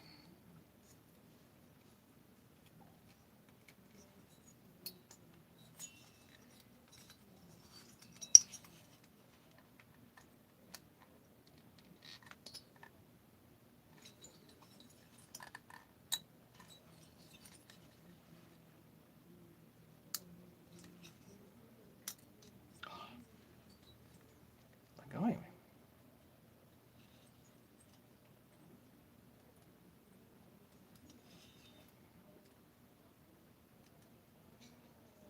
Sorry, guys.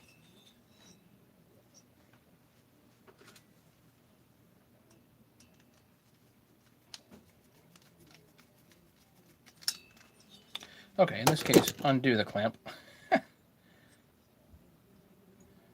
Because it sure seems like that's awful tight. So OEM boot, if you can swing it.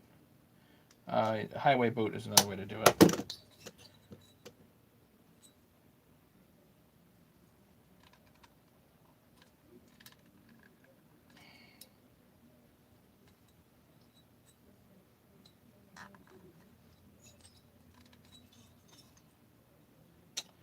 Ah. Alright, boot went on crooked. I can't swing it around, which I should be able to do, but I can't.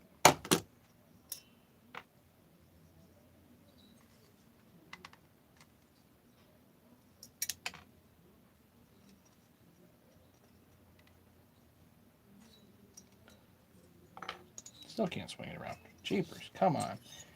Come on, boot. Just need to move it. I guess I'll pop you off again.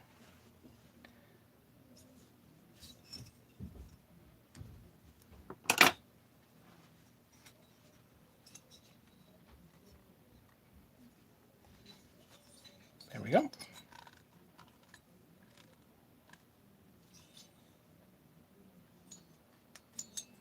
Okay.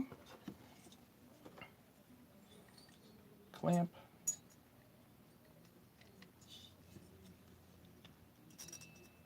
Screw. Cute teeny little nut on the other side.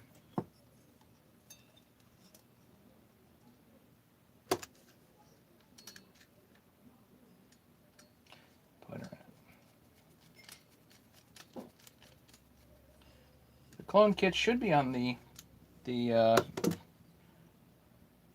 HL Supply website. I haven't checked lately, but the last time I checked, they were there. They're not there. This crank is aftermarket.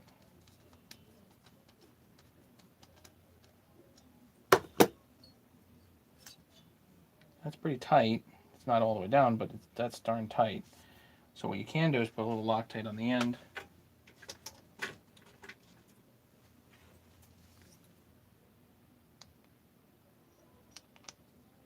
Just to make sure it doesn't come off.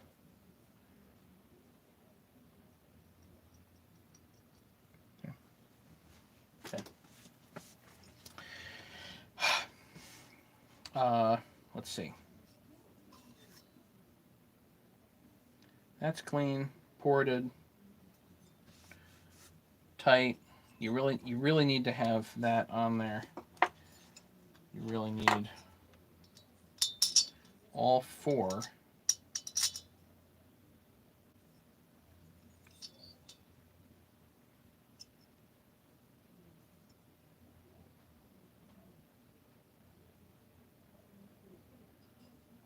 Maybe ring compressors and down. Since I didn't use sealer.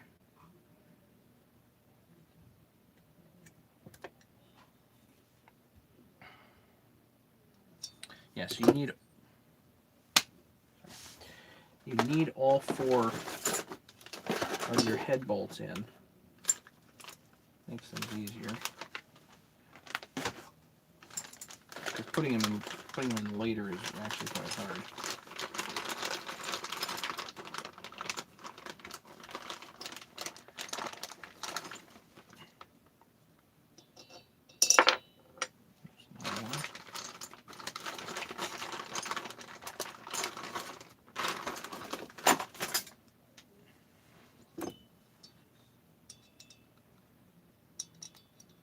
Yeah, all four of your head bolts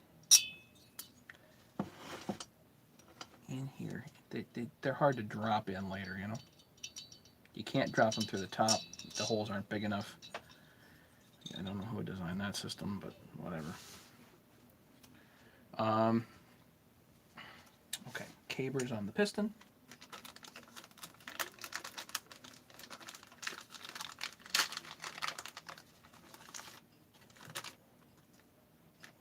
Yeah, OEM intake boot. I'm going to do a bunch of other stuff here too, so I'm going to use an OEM carburetor. I did not like the aftermarket carburetors. Don't remember which one I have. It might be like the WJ69.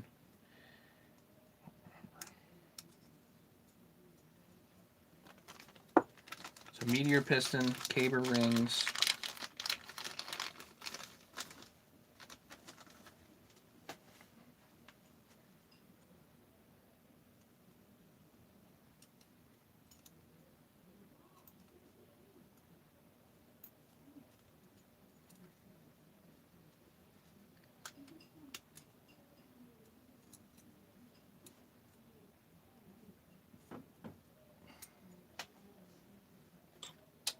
This, I think I'll put the piston, I'll install the piston here, get the clip in, and then have to use ring compressors.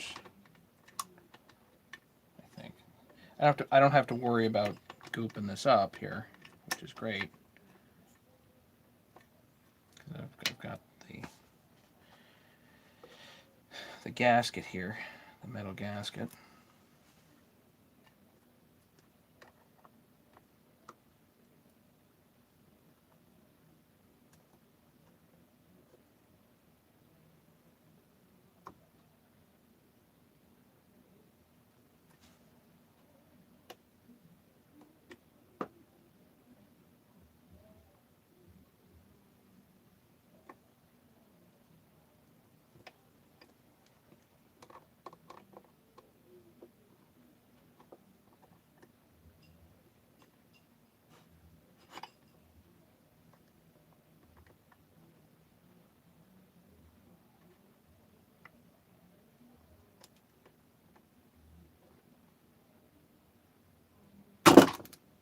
Ta-da!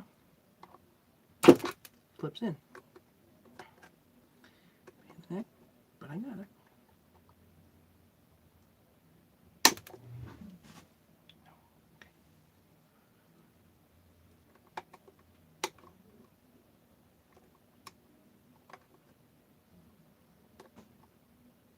Make sure the ring rotates freely, which it does.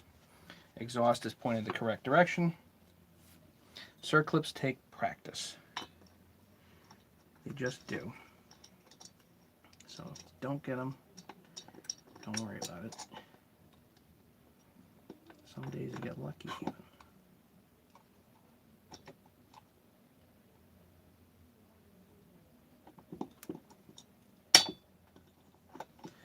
I wonder.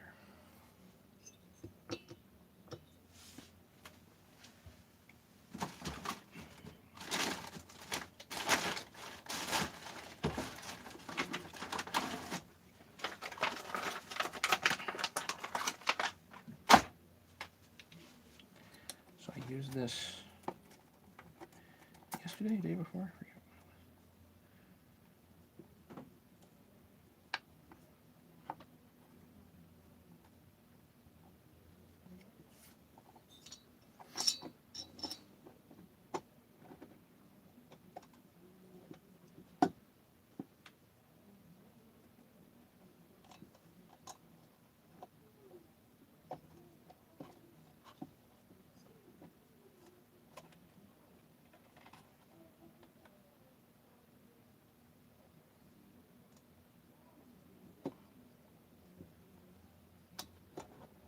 There's one.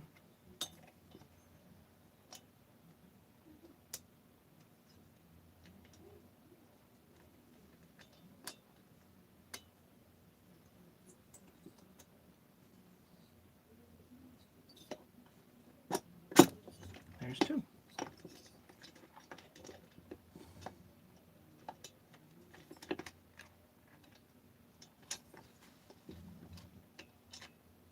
There we go. Make sure your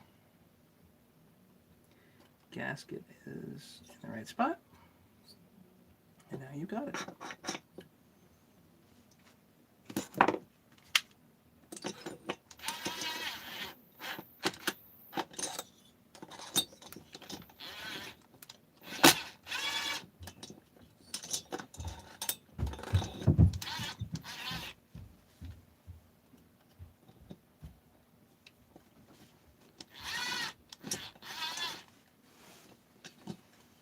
Come on, gasket.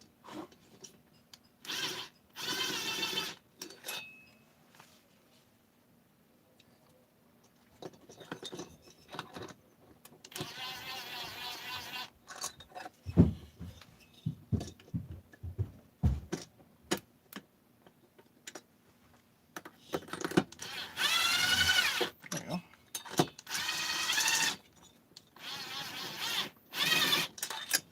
Yeah, still not there.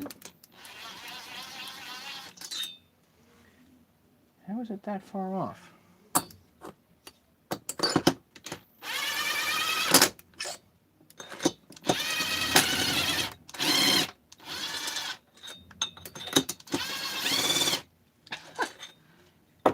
Wrong gasket?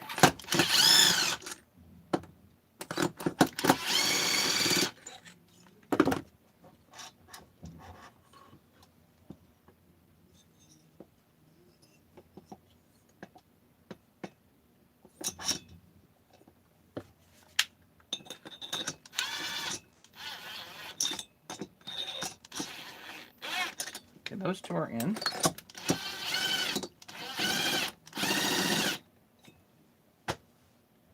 Serious? Wrong gasket?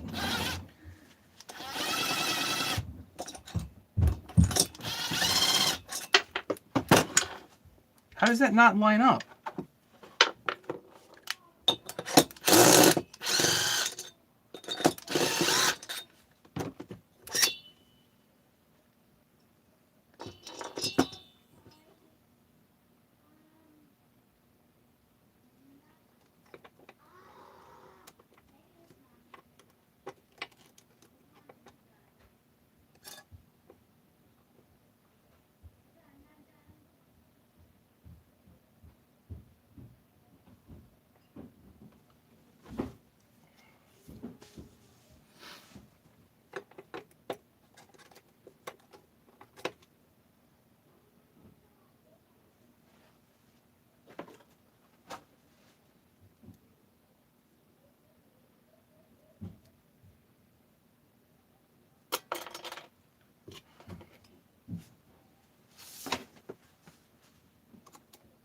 all that.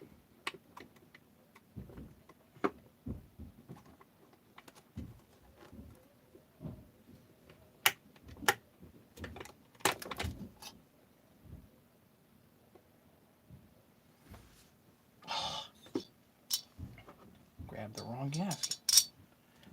How is that possible? Okay.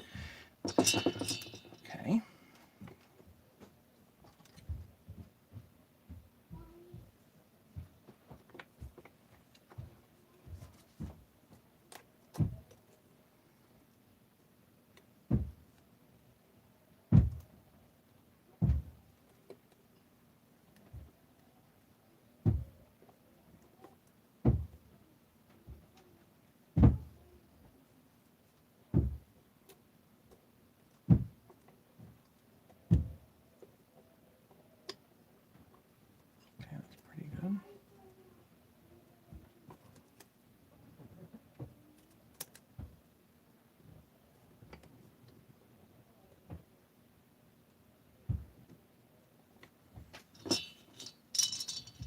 Try again.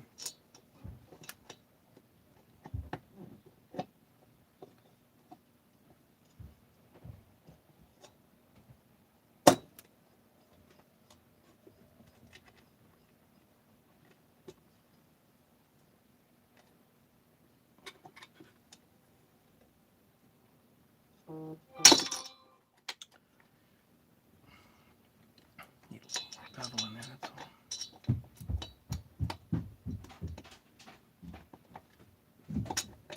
There, first one's on. Daddy, you go on your phone. Mommy sent a message. Okay.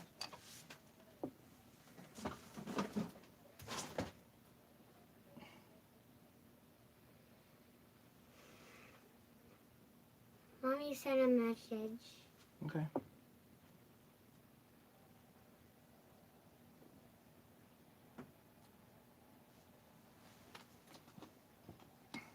I'm going to put this down and I'll be right up, Chris. Okay. Okay. Careful. You should really put this stuff out away. Christopher, this is not a spot for a little bit. Oh my word, what are you doing, buddy? Are you alright? You should really not put the stuff there.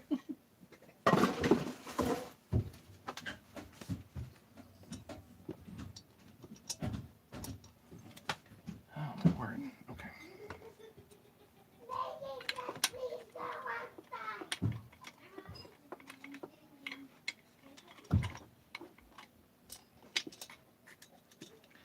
Let's see if we can get this second.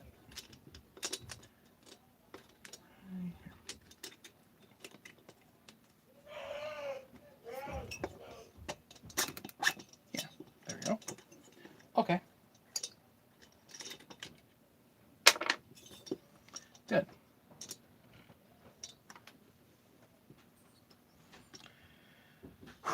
Now we can see if we got the right gasket.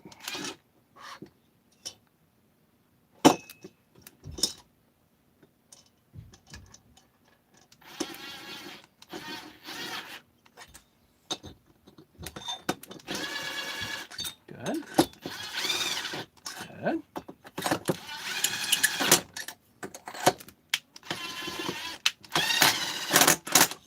Good.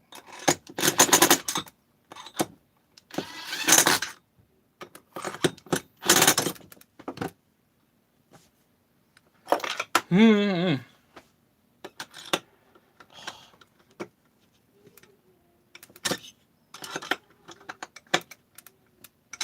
I don't honestly know how I have the wrong gasket in there.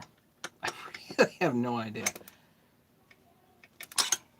It might actually be for the 046 big bore for some reason.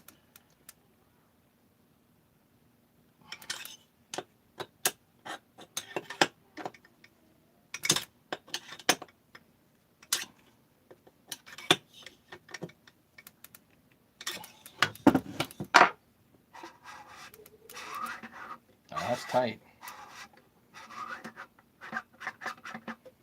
Nice. Okay. So the rest of this build, will be forthcoming. I guess my family beckons, so I better go do that. Just after 5 o'clock here. Husky 268. Yeah, been a while. What's going on? Permatech pistons, even at 200. Yeah, so I do meteor pistons. So what other stuff? The OEM controls on the gas tank. I'm gonna do. Really, the first thing to do is that wrist pin bearing though. There's a lot of goodies that are going on here, and I do want to finish this build, but it may be just a little bit before we get that all done. So what else?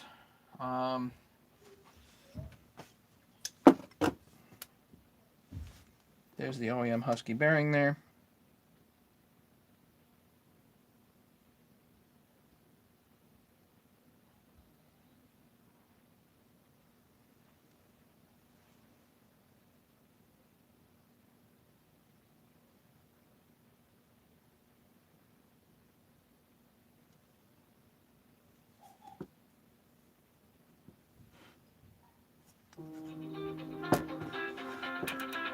Calling coming.